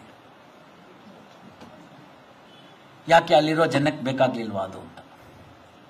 ಇದು ಒಂದು ಉದಾಹರಣೆ ಕೊಟ್ಟಿದ್ದ ನಾನು. ಎಲ್ಲಿಂದನೋ ಬಂದಂತ, ರಾಜಸ್ಥಾನದಿಂದ ಬಂದಂತ ಒಬ್ಬ ಜಡ್ಜ್ ಹೋಗಿ ಆ ಮೂಲೆನಲ್ಲಿರ್ತಕ್ಕಂಥ ವೆಂಕಟಾಪುರ ಅನ್ನೋ ದೇವಸ್ಥಾನವನ್ನ ಸಂದರ್ಶನ ಮಾಡಿ ಅಲ್ಲಿರ್ತಕ್ಕಂಥ ವಿಚಾರಗಳನ್ನ ತಿಳ್ಕೊಂಡು ಫೋಟೋಗ್ರಫಿ ಮಾಡ್ಕೊಂಡು ಹೋಗ್ಬೋದಾದ್ರೆ ಅದೇನಂತ ತೋರಿಸುತ್ತೆ ಅಂತಂದ್ರೆ ಅವ್ರಿಗೆ ಆ ವಿಚಾರಗಳಲ್ಲಿ ಇರತಕ್ಕಂತಹ ಇಂಟ್ರೆಸ್ಟ್, ಹಿತಾಸಕ್ತಿನ ತೋರಿಸ್ತಕ್ಕಂಥದ್ದು. ಇದಿಷ್ಟು ನಾವು ನೋಡ್ಕೊಂಡ್ರೆ ದೇವಾಲಯಗಳನ್ನ ಇತ್ತೀಚಿನ ದಿನಮಾನದಲ್ಲಿ ಕೆಲವರು ಸಂಶೋಧನೆ ಮಾಡಿ ತಿಳ್ಕೊಂಡಿರ್ತಕ್ಕಂಥದ್ದು ಅಂತಂದ್ರೆ, ಒಂದು ಕಷ್ಟ ಸಂದರ್ಭಗಳಲ್ಲಿ ಇಡೀ ಊರಿನವರಿಗೆ ರಕ್ಷಣೆ ಕೊಡ್ತಕ್ಕಂಥ ಒಂದು ಸ್ಥಳವಾಗಿತ್ತು ಅಂತ. ಅಂದ್ರೆ ಪಾವಿತ್ರತೆ ಕಾಪಾಡ್ಕೊಂಡಿದ್ವಿ, ಅಲ್ಲಿದ್ರೆ ಸೇಫ್ ಅನ್ನೋ ಭಾಗವನ್ನ ಕಾಪಾಡ್ಕೊಂಡಿದ್ವಿ, ಅದಕ್ಕೋಸ್ಕರ ದೇವಾಲಯಕ್ಕೆ ಹೋಗಿ ಬಂದ್ರೆ ಸರಿ ಹೋಗುತ್ತೆ ಅಂತ ಒಂದಾದ್ರೆ, ಎರಡನೇದು ಈಗೀಗ ಇತ್ತೀಚಿನ ದಿನಮಾನದಲ್ಲಿ ಹೇಳ್ತಕ್ಕಂಥದ್ದೇನು ಅಂದ್ರೆ, ಆಗಮಿಕ ಶಾಸ್ತ್ರದ ಪ್ರಕಾರ ಕಟ್ಟಿದಂತಹ ದೇವಸ್ಥಾನಗಳೇನಿರ್ತವೆ ಅದಕ್ಕೂ ಮತ್ತೆ ಪಂಚಭೂತಗಳಿಗೂ ಸಂಬಂಧ ಇದೆ. ಮನುಷ್ಯ ಕೂಡ ಪಂಚಭೂತಗಳಿಂದ ನಿರ್ಮಾಣನಾಗಿರ್ತಾನೆ. ಹಾಗಿರ್ತಕ್ಕಂಥ ಸಂದರ್ಭದಲ್ಲಿ ಅವೆರಡಕ್ಕೂ ತಾದಾತ್ಮ್ಯ ಭಾವ ಬೆಳೆಯುತ್ತೆ. ಗೊತ್ತಿಲ್ಲದ ಹಾಗೆ ನಮ್ಮ ಎನರ್ಜಿ ರೀಚಾರ್ಜ್ ಆಗುತ್ತೆ ಅನ್ನೋ ಒಂದು ಹೊಸ ಥಿಯರಿ ಇದೆ. ಅದು ಫಲಿತಾಂಶಗಳು ಬಂದ ಮೇಲೆ ಅದರ ಬಗ್ಗೆ ಇನ್ನೊಮ್ಮೆ ಇನ್ನೊಂದು ವೇದಿಕೆಯಲ್ಲಿ ಮಾತಾಡಬಹುದು ವೈಜ್ಞಾನಿಕ ದೃಷ್ಟಿಕೋನದಿಂದ. ಹೀಗಿದಿಷ್ಟನ್ನ ನಾವೊಂದು ಚೌಕಟ್ಟು ಹಾಕೊಂಡ್ಬಿಟ್ರೆ ಇರ್ತಕ್ಕಂಥದ್ರಲ್ಲೇನೆ ಏನೇನು ವೈಜ್ಞಾನಿಕ ಭಾಗಗಳನ್ನ ಕಂಡಿಡ್ಕೊಂಡ್ವಿ ನಾವು ಅನ್ನೋದನ್ನ ಎಕ್ಸ್ಪ್ಲೈನ್ ಮಾಡ್ತಾ ಹೋಗ್ತಾರೆ ಸ್ವಚ್ಛ ಕನ್ನಡದಲ್ಲಿ. ಸ್ವಚ್ಛ ಕನ್ನಡದಲ್ಲಿ ಅಂತ ಹೇಳಬೇಕಾದ್ರೆ ನನಗೆ ಇವತ್ತಿನ ದಿನಮಾನದಲ್ಲಿ ನಿಮ್ಗೆ ಯಾಕೆ ಅಂತ ಅರ್ಥ ಆಗಿದೆ. ಈಗ ನಡೀತಿರ್ತಕ್ಕಂಥ ವಿಚಾರದಲ್ಲಿ. ಮಲೆಪುರಂ ವೆಂಕಟೇಶ್ ಅವರಿದ್ದಾರೆ, ನಮ್ಮ ದೇವರಕೊಂಡ ರೆಡ್ಡಿ ಅವರಿದ್ದಾರೆ. ಅವರಂತೂ ನೇರವಾಗಿ ಹೇಳಿದ್ದಾರೆ, ಬ್ರಾಹ್ಮಿ ಲಿಪಿಯಿಂದ ಎಲ್ಲ ಉದ್ಭವ ಆಯಿತು ಹಾಗೆ ಅಂತನ್ಬಿಟ್ಟು ಅಂತ. ಭಾಷೆಗಳು ಹೇಗಾರು ಉದ್ಭವ ಆಗಿರಲಿ, ಅದರ ಬಗ್ಗೆ ಚರ್ಚೆ ವಿಚರ್ಚೆಗಳು ಏನೇ ಇರಲಿ, ಸಂಸ್ಕೃತದಲ್ಲಿ ಸಿಕ್ಕಂತಹ ಜ್ಞಾನ ಬೇರೆ ಭಾಷೆಗಳಲ್ಲಿ ಇಲ್ಲ ಅಂತ ಘಂಟಾಘೋಷವಾಗಿ ಪ್ರಪಂಚದಾದ್ಯಂತ ಹೇಳಬಹುದಾದಂತ ಒಂದು ವಾಕ್ಯ. ಎಲ್ಲಿ ಸಂಸ್ಕೃತ ನಶಿಸಿತೋ ಅಲ್ಲಿ ಸಂಸ್ಕೃತಿ ಕೂಡ ನಶಿಸಿತು ಅನ್ನೋದನ್ನು ಕೂಡ ನಮಗೆ ಇತಿಹಾಸ ತಿಳಿಸ್ತಕ್ಕಂಥದ್ದು. ಲಾರ್ಡ್ ಮೆಕ್ಯಾಲೆಗೆ ಹೇಳ್ತಾರೆ ಭಾರತವನ್ನ ಹಾಳು ಮಾಡಬೇಕು ಅಂತ ಬ್ರಿಟಿಷ್ ರಾಣಿ. ಆ ಸಂದರ್ಭದಲ್ಲಿ ಭಾರತದಾದ್ಯಂತ, ಅಖಂಡ ಭಾರತದಾದ್ಯಂತ ಓಡಾಡಿ ಬಂದಂತಹ ಮೆಕ್ಯಾಲೆ ಹೇಳ್ತಾನೆ, ಇಡೀ ಭಾರತವನ್ನ ಒಂದು ಆಧಾರವಾಗಿ ಇಟ್ಕೊಂಡಿರ್ತಕ್ಕಂಥದ್ದು ಫಲ್ಕ್ರಮ್ ಅಂತ ಕರಿತೀವಿ ನಾವು. ತಮ್ಗೆಲ್ಲ ಯಾರಿಗಾರು ಟೈಪ್ ರೈಟರ್ ನೋಡಿ ಗೊತ್ತಿದ್ರೆ, ಅಭ್ಯಾಸ ಇದ್ರೆ ಗೊತ್ತಿರುತ್ತೆ. ಅದೊಂದು ಸೆಮಿ ಸರ್ಕಲ್ ನಲ್ಲಿ ಇರುತ್ತೆ. ಆ ಕೀಗಳನ್ನೆಲ್ಲ ಹೊಂದಿಸಿ ಇಟ್ಕೊಂಡಿರ್ತಕ್ಕಂಥ ಒಂದು ಕಬ್ಬಿಣದ ಒಂದು ತಂತಿ ಇರುತ್ತೆ, ಅದಕ್ಕೆಲ್ಲ ಸೇರ್ಕೊಂಡಿರುತ್ತೆ. ಒತ್ತಿದಾಗ ಅದು ಹೋಗಲ್ಲಿ ಹೊಡೆಯುತ್ತೆ, ವಾಪಸ್ ಬಂದು ಅದರ ಜಾಗದಲ್ಲಿ ಕೂಡುತ್ತೆ. ಇದಕ್ಕೆ ಫಲ್ಕ್ರಮ್ ವೈರ್ ಅಂತ ಕರಿತೀವಿ ನಾವು. ಈ ಫಲ್ಕ್ರಮ್ ವೈರ್ ಇಡೀ ಭಾರತಕ್ಕೆ ಇದ್ದಂಥದ್ದು ಯಾವುದು ಅಂತಂದ್ರೆ ಅದು ಸಂಸ್ಕೃತವಾಗಿತ್ತು ಅನ್ನೋದು ನಮಗೆ ಗೋಚರವಾಗುತ್ತೆ.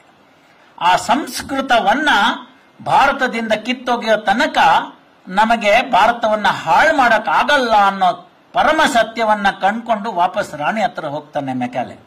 ಹೀಗಿದೆ ಪರಿಸ್ಥಿತಿ. ನಂದು ವಿಚಾರಗಳನ್ನ ನಾನು ತಿಳ್ಕೊಂಡು ಬಂದಾಗ ಭಾರತದ ಯಾವುದೇ ಮೂಲೆ ಇರ್ಬೋದು, ಇವತ್ತು ನೋಡಿ ಅನ್ಯಾಯ ಅನ್ನಿಸ್ತಾ ಇದೆ ನಮ್ಗೆ.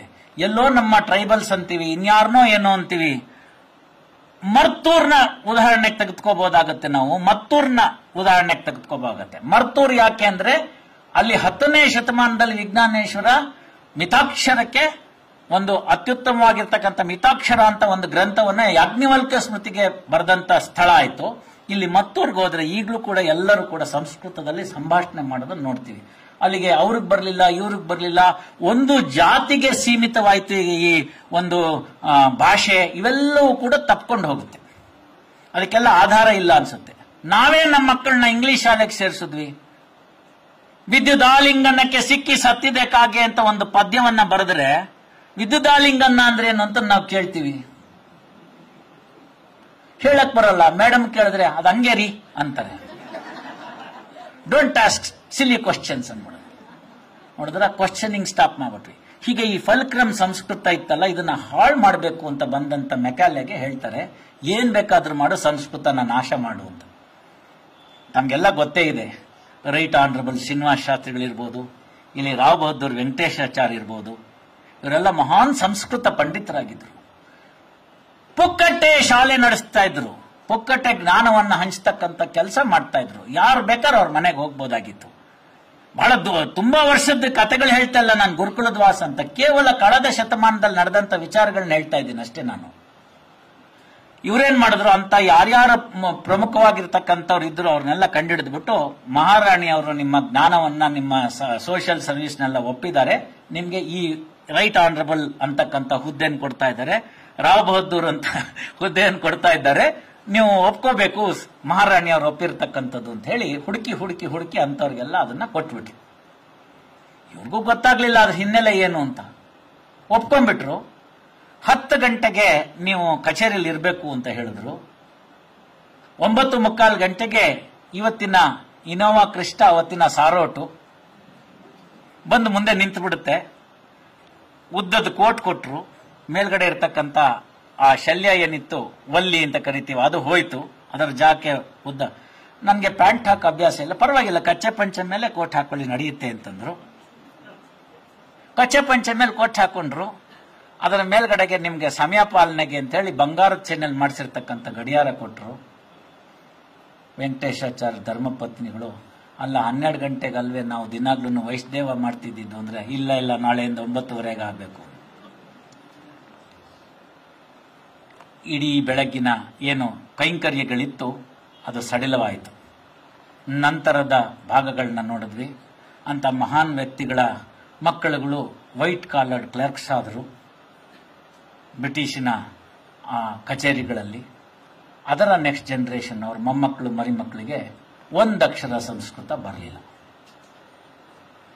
ಆಯ್ತಲ್ಲ, ಸಂಸ್ಕೃತ ಹೋಯ್ತು, ಸಂಸ್ಕೃತಿ ಹೋಯ್ತು. ಇವತ್ತೇನಪ್ಪ ರಾಮನವಮಿನ ಅಂತಂದ್ರೆ ಹಂಗಂದ್ರೆ ಏನು ಅಂತ ಕೇಳೋ ಮಕ್ಕಳು ಸ್ಟೇಜಿಗೆ ಬಂತು. ಅನ್ಫಾರ್ಚುನೇಟ್ಲಿ ಗೂಗಲ್ ನಲ್ಲಿ ನೋಡಿ ರಾಮನವಮಿ ಅನ್ನೋದನ್ನ ಹುಡುಕಿ ನಾವು ಹೇಳ್ಬೇಕು ಅವ್ರಿಗೆ. ಕೃಷ್ಣಾಷ್ಟಮಿ ಗೊತ್ತಿಲ್ಲ, ರಾಮನವಮಿ ಗೊತ್ತಿಲ್ಲ, ಅದಕ್ಕೆರಡಕ್ಕೂ ರಜಾ ಇಲ್ಲ. ಇಲ್ಲಿ ಬಂದು ತಲುಪಿಟ್ಬಿಡ್ತು ನಾವು, ನಮ್ಮ ದೇಶ ಇಲ್ಲಿ ಬಂದು ತಲುಪಿಡ್ತು. ಪುಣ್ಯಕ್ಕೆ ಒಂದೇ ರಜಾ ಅವತ್ತಿನಿಂದ ಇವತ್ತಿನವರೆಗೂ ಉಳ್ಕೊಂಡ್ ಬಂದಿದ್ದು ಅಂತಂದ್ರೆ ಅದು ಮಹಾಲಯ ಅಮಾವಾಸ್ಯೆ. ಅದು ಪ್ರೀ ಬ್ರಿಟಿಷ್ ಪ್ರೀ ಇಂಡಿಪೆಂಡೆನ್ಸ್ ರಜಾ. ಅದು ಹೇಗೋ ಇರ್ಲಿ, ಸಂಸ್ಕೃತ ಯಾವಾಗ ಹೋಗ್ತಾ ಬಂತು, ದೇವಾಲಯಗಳಲ್ಲಿ ಇರ್ತಕ್ಕಂಥ ವಿಚಾರಗಳು ಹೋಯ್ತು. ದೇವಾಲಯಗಳಲ್ಲಿರ್ತಕ್ಕಂಥ ವಿಚಾರಗಳನ್ನ ಇವತ್ತು ನಾವೇನು ದೊಡ್ಡ ದೊಡ್ಡ ಯೂನಿವರ್ಸಿಟಿನಲ್ಲಿ audio visual has got a better impact on a student ಅಂತ ಏನ್ ಕರಿತೀವಿ ನಾವಿವತ್ತು, ಅದನ್ನ ಅವತ್ತೇ ಮಾಡಿಟ್ಬಿಟ್ಟಿದ್ರು. And it is permanent. ಇವತ್ತು ಈ ಸ್ಲೈಡ್ ತೆಗೆದು ಬಿಡೋದು ಅಂತಲ್ಲ, ಯಾವಾಗ ಯಾರಿಗೆ ಏನು ಅನುಮಾನ ಬರುತ್ತೋ ಕೂಡ ಅವನು ದೇವಾಲಯಕ್ಕೆ ಸಂದರ್ಶನ ಮಾಡಿ ಆ ಒಂದು ಅವನಿಗಿರ್ತಕ್ಕಂಥ ಅನುಮಾನವನ್ನ ನೀಗಿಕೊಳ್ಳುವಂತಹ ಒಂದು ಅವಕಾಶವನ್ನ ಕಲ್ಲಿನಲ್ಲಿ ಕೆತ್ತಿಸಿ ಇಟ್ಟಿದ್ದರಿಂದ ಅದು ಜನಾಂಗದಿಂದ ಜನಾಂಗಕ್ಕೆ, ಜನರೇಷನ್ಸ್ ಟು ಜನರೇಷನ್ಸ್ ಪಾಸ್ ಆಗ್ತಾ ಹೋಯಿತು. ಎಂತ ಅತ್ಯದ್ಭುತವಾದ ಪರಿಕಲ್ಪನೆ ಇರಬೇಕು. ಒಂದು ಭಾಗವನ್ನು ನಾನು ಅಲ್ಲಿ ಕಾಣಲಿಲ್ಲ. ಬಹುಶಃ ಅಶ್ಲೀಲತೆ, ಈ ಶೀಲತೆ, ಇವುಗಳ ಆಧಾರದ ಮೇಲೆ ಅದನ್ನ ವೈಜ್ಞಾನಿಕ ನೆಲೆಗಟ್ಟಿನಲ್ಲಿ ತರೋದಕ್ಕೆ ಜನಾರ್ದನ ಹೆಗಡೆ ಅವರು ಸ್ವಲ್ಪ ಹಿಂದೇಟ್ ಹಾಕಿದ್ರೇನೋ ಅಂತ ಅನ್ನಿಸ್ತು. ಬಹಳಷ್ಟು ಜನ ಹಿರಿಯರಿದ್ದೀರಿ, ಯಂಗ್ಸ್ಟರ್ಸ್ ಇದ್ದೀರಿ. What do you get in the pornography pictures in the today's social media or other sites or other websites are very primitive when you look at the scriptures already there in several temples. Temple ನಲ್ಲಿ ಅದ್ಯಾಕೆ ಅಂತ ಕೇಳಿದ್ರು. ಆ ಮಡಿವಂತಿಕೆ ಬೇಕಾಗಿತ್ತ ಅಂತ ಕೇಳಿದ್ರು. ವಾತ್ಸಾಯನನ ಕಾಮಶಾಸ್ತ್ರವನ್ನ ಏನ್ ಹೇಳಿದ್ದ ಅದಷ್ಟನ್ನು ನಾವು ಎಲ್ಲದರಲ್ಲಿ ಕಾಣಕ್ ಬರ್ತೀವಿ. ಹೆಚ್ಚೇನು, ಕೊನಾರ್ಕಕ್ಕೆ ಹೋದ್ರೆ ನೀವು ಆ ಸೂರ್ಯನ ದೇವಸ್ಥಾನವನ್ನ ನೋಡಿದ್ರೆ 24 ಚಕ್ರಗಳಲ್ಲಿ, ಹಲವಾರು ಚಕ್ರಗಳಲ್ಲಿ 8 ಅರೆಗಳನ್ನ ಅದನ್ನ ಮೆನ್ಷನ್ ಮಾಡಿದ್ದಾರೆ. ಆ 8 ಅರೆಗಳಲ್ಲಿ ಇವುಗಳನ್ನ ನೀವು ಕಾಣಬಹುದಾಗಿದೆ.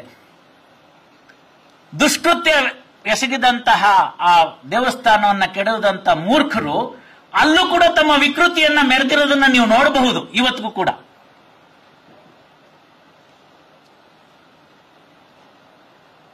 ಯಾವ ಯಾವ ದೇವಸ್ಥಾನವನ್ನ ಹಾಳು ಮಾಡಿದ್ದಾರೆ, ಶಿಲ್ಪಗಳನ್ನ ಕೆಡವಿದ್ದಾರೆ, ದಾಳಿಕೋರರು ಬಂದು ನಮ್ಮ ದೇವಸ್ಥಾನಗಳ ಮೇಲೆ ಕಲ್ಲಿನ ಶಿಲ್ಪದ ಮೇಲೆ ತಮ್ಮ ವಿಕೃತಿಯನ್ನ ಮೆರೆದಿದ್ದಾರೆ. ಸ್ತ್ರೀಯರ ವಕ್ಷಸ್ಥಳಗಳನ್ನ ಛೇದಿಸಿದ್ದಾರೆ, ಶಿಲ್ಪಗಳಲ್ಲಿದ್ದಂಥ ವಕ್ಷಸ್ಥಳವನ್ನ ಛೇದಿಸಿದ್ದಾರೆ. ನೀವು ದಯಮಾಡಿ ಮುಂದಿನ ಸರ್ತಿ ಹೋದಾಗ ನೋಡಿ, ಇವತ್ತಿಗೆ ಕೂಡ ಹೊಟ್ಟೆ ದಗದಗ ದಗದಗ ಅಂತ ಉರಿಯುತ್ತೆ. ಹಂಗೆ ಉರಿಲಿಲ್ಲ ಅಂತಂದ್ರೆ ಎಲ್ಲೋ ಮ್ಯಾನುಫ್ಯಾಕ್ಚರಿಂಗ್ ಡಿಫೆಕ್ಟ್ ನಮ್ಮಲ್ಲಿದೆ ಅಂತ. ಅಂದ್ರೆ ದೇವಾಲಯಗಳನ್ನ ಸಂದರ್ಶಿಸುವಾಗ ವೈಜ್ಞಾನಿಕ ಹಿನ್ನೆಲೆ ನೆಲೆಗಟ್ಟನ್ನ ಇತ್ತು ಅನ್ನೋದನ್ನ ಪ್ರತಿಪಾದಿಸ್ತಕ್ಕಂಥ ಒಂದು ಅಂಶಗಳು ನಮಗೆ ಕಾಣೋದೇನು ಅಂದ್ರೆ ಅದರ ಪ್ರಮಾಣಗಳು ಅಂತ. ಕಮಿಂಗ್ ಬ್ಯಾಕ್ ಟು ಡೈರೆಕ್ಟ್, ಇದಿಷ್ಟನ್ನು ತಿಳ್ಕೊಂಡಂತ ಶಿಲ್ಪಶಾಸ್ತ್ರವನ್ನು ತಿಳ್ಕೊಂಡಂತದನ್ನ ಅವನು ನಮ್ಮಲ್ಲಿ ಇನ್ನೂ ಏನೇನೋ ಜ್ಞಾನಗಳಿದೆ ಅಂತ ಹೇಳ್ತಾನೆ. ಯಾರು? ಆ ಮಾಲಿಯ ತಂದೆ. ಇದು ಎಲ್ಲಿ ಸಿಗುತ್ತೆ ಅಂತ ಕೇಳಿದ್ರೆ ಈ ಏರ್ಫೋರ್ಸ್ ಆಫೀಸರ್ನ ಬೇಲೂರು ಹಳೇಬೀಡು ಕರ್ಕೊಂಡು ಹೋಗ್ತಾನೆ. 3 ದಿವಸ ಆಗುತ್ತೆ ಆ ಸಂದರ್ಭದಲ್ಲಿ ಸಾರೋಟ್ನಲ್ಲಿ ಹೋಗೋದಕ್ಕೆ. ಹಾಸನದಲ್ಲಿ ನೆಲೆ ನಿಲ್ತಾರೆ, ಅಲ್ಲಿ ಹೋಗಿ ನಿಂತು ಕಲಿತಾರೆ.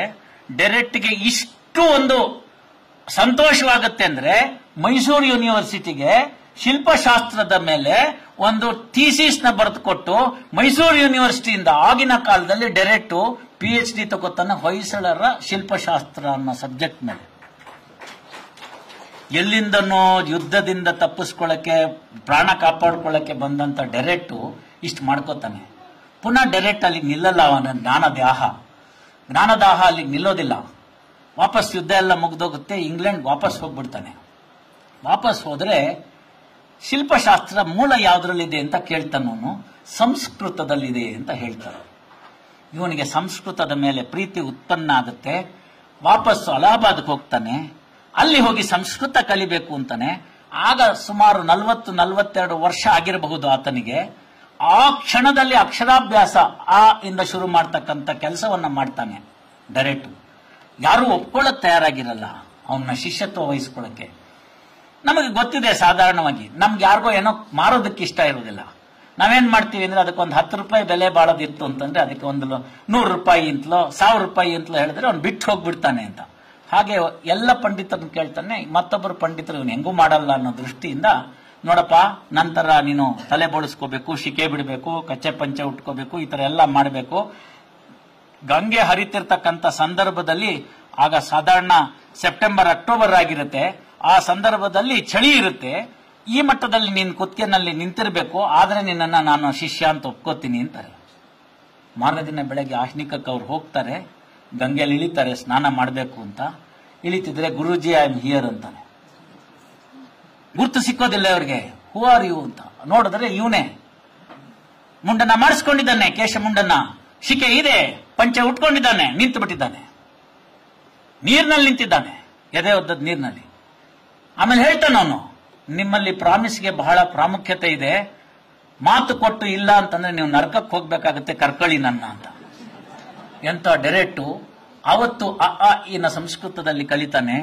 ಮುಂದೆ ಹಿಂದೂ ಲಾನಲ್ಲಿ ಪ್ರಕಾಂಡ ಪಂಡಿತನಾಗ್ತಾನೆ. ಪ್ರಕಾಂಡ ಪಂಡಿತನಾಗಿ ಆಕ್ಸ್ಫರ್ಡ್ ಅಲ್ಲಿ ಇವನಿಗೋಸ್ಕರ ಹಿಂದೂ ಲಾ ಅನ್ನೋ ಒಂದು ಸಬ್ಜೆಕ್ಟ್ ನ ಓಪನ್ ಮಾಡ್ತಾರೆ. ಅಷ್ಟಕ್ಕೆ ನಿಲ್ಸೋದಿಲ್ಲ ಡೈರೆಕ್ಟು. ಹಿಂದೂ ಲಾನ ಇನ್ನಿತರ ಕಾನೂನುಗಳಿಗೆ ಹೋಲಿಸ್ತಾನೆ. ಜೂಯಿಸ್ ಕಾನೂನು ಇರ್ಬೋದು, ಕ್ರಿಶ್ಚಿಯನ್ರದಿರ್ಬೋದು, ಮುಸಲ್ಮಾನರದಿರ್ಬೋದು, ಮತ್ತೊಬ್ಬರದಿರ್ಬೋದು, ಯಹೂದಿಗಳ ಕಾನೂನು ಇರ್ಬೋದು, ಪಾರ್ಸಿಗಳದಿರ್ಬೋದು, ಇವುಗಳನ್ನೆಲ್ಲ ಒಂದು ಕಂಪ್ಯಾರಿಟಿವ್ ಸ್ಟಡಿ ಮಾಡ್ತಾನೆ. ಅದರ ಫಲಿತಾಂಶಗಳನ್ನ ಅಲ್ಲಿ ಪ್ರಕಟಪಡಿಸ್ತಾನೆ. ಆಗ ಕೇವಲ ಹಿಂದೂ ಡಿಪಾರ್ಟ್ಮೆಂಟ್ ಇದ್ದಿದ್ದ ಆಕ್ಸ್ಫರ್ಡ್ ನಲ್ಲಿ ಮುಂದಕ್ಕೆ ಹೋಗಿ ಓರಿಯೆಂಟಾಲಜಿ ಅನ್ನೋ ಒಂದು ಡಿಪಾರ್ಟ್ಮೆಂಟ್ ನ ಆಕ್ಸ್ಫರ್ಡ್ ನಲ್ಲಿ ಓಪನ್ ಮಾಡ್ತಾರೆ. ಓನ್ಲಿ ಫಾರ್ ದಿ ಡೈರೆಕ್ಟ್, ಮೂಲ ನಮ್ಮ ಭಾರತ ವರ್ಷ. ಅಷ್ಟು ಹೇಳ್ದಲ್ನೇ ಅವನೇನ್ ಹೇಳ್ತಾನೆ ಅಂತಂದ್ರೆ, ಎಲ್ಲವನ್ನ ನಾನು ಕಂಪೇರ್ ಮಾಡಿ ನೋಡ್ದೆ. ಇಲ್ಲಿರ್ತಕ್ಕಂಥ ದೇವಾಲಯದ ವೈಭವಗಳು, ಇಲ್ಲಿರ್ತಕ್ಕಂಥ ಜ್ಞಾನ, ಸಂಸ್ಕೃತದಲ್ಲಿರ್ತಕ್ಕಂಥ ರೀತಿ ನೀತಿಗಳು, ಅದು ಕಾನೂನಾಗಿ ಮಾರ್ಪಟ್ಟಿರ್ತಕ್ಕಂಥದ್ದು, ತಲತಲಾಂತರಗಳಿಂದ ಅದು ಬಂದಿರತಕ್ಕಂಥದ್ದು, ಜನರೇಷನ್ಸ್ ಟು ಜನರೇಷನ್ಸ್ ಅದು ಪಾಸ್ ಆನ್ ಆಗಿರ್ತಕ್ಕಂಥದ್ದು. ಇಷ್ಟು ವರ್ಷಗಳ ಕಾಲ ಪ್ರಪಂಚದಲ್ಲಿ ನಾಗರಿಕತೆಯೇ ಗೊತ್ತಿಲ್ಲದೆ ಇರತಕ್ಕಂಥ ಸಂದರ್ಭದಲ್ಲಿ ವರ್ಷಾನುವರ್ಷಗಳ ಕಾಲ, ಶತಮಾನಗಳ ಕಾಲ ಒಂದು ದೇಶವನ್ನ, ಇಷ್ಟು ಬಹಳ ದೊಡ್ಡ ದೇಶವನ್ನ ಹಿಡಿದಿಟ್ಕೊಳ್ತಕ್ಕಂಥ ಒಂದು ಶಕ್ತಿ ಇದೆ ಅಂತಂದ್ರೆ ಅದು ಹಿಂದೂ ಕಾನೂನಿಗೆ ಮಾತ್ರ ಇದೆ. ಆದ್ರಿಂದ ಪ್ರಪಂಚದಲ್ಲೆಲ್ಲ ಕೂಡ ಹಿಂದೂ ಕಾನೂನೇ ಶ್ರೇಷ್ಠ ಅಂತ ಅಲ್ಲಿ ಆಕ್ಸ್ಫರ್ಡ್ ನಲ್ಲಿ ಅವನು ಕೊಡ್ತಾನೆ. ನಮ್ಮ ಗ್ರಾಚಾರ ರೀ, ಒಂದು ನಮ್ಮಲ್ಲಿ ವಿಪರೀತ ಆಗಿ ಅಸಡ್ಡೆ ಬಂದಿದೆ, ತಾತ್ಸಾರ ಭಾವನೆ ಬಂದಿದೆ. ಎರಡನೇದು ಹಿತ್ತಲ ಗಿಡ ಮದ್ದಲ್ಲ ಅಂತ ನಮಗೆ ಅವಮಾನ. ಅವರೆಲ್ಲ ನಮ್ಮ ಕಡೆಗೆ ಬರ್ತಿದ್ರೆ ನಾವೆಲ್ಲ ಅವ್ರ ಕಡೆಗೆ ಹೋಗ್ತೀವಿ. ಎಲ್ಲಿ ಕರ್ಮ ನಮಗಿದು ಅಂತ. ಅನೋಭದ್ರಂತ ಕೃತವಾ ವಿಶ್ವ ಅಂತ ಸದ್ವಿಚಾರಗಳು ಯಾವ ಮೂಲೆಯಿಂದಾದರೂ ಬರಲಿ ನಾವು ತಗೊಳ್ಳೋಣ. ಅದು ನಮ್ಮ ವೇದ ಹಂಗೆ ಹೇಳಿದೆ, ಅದನ್ನು ತಗೊಳ್ಬೇಕು.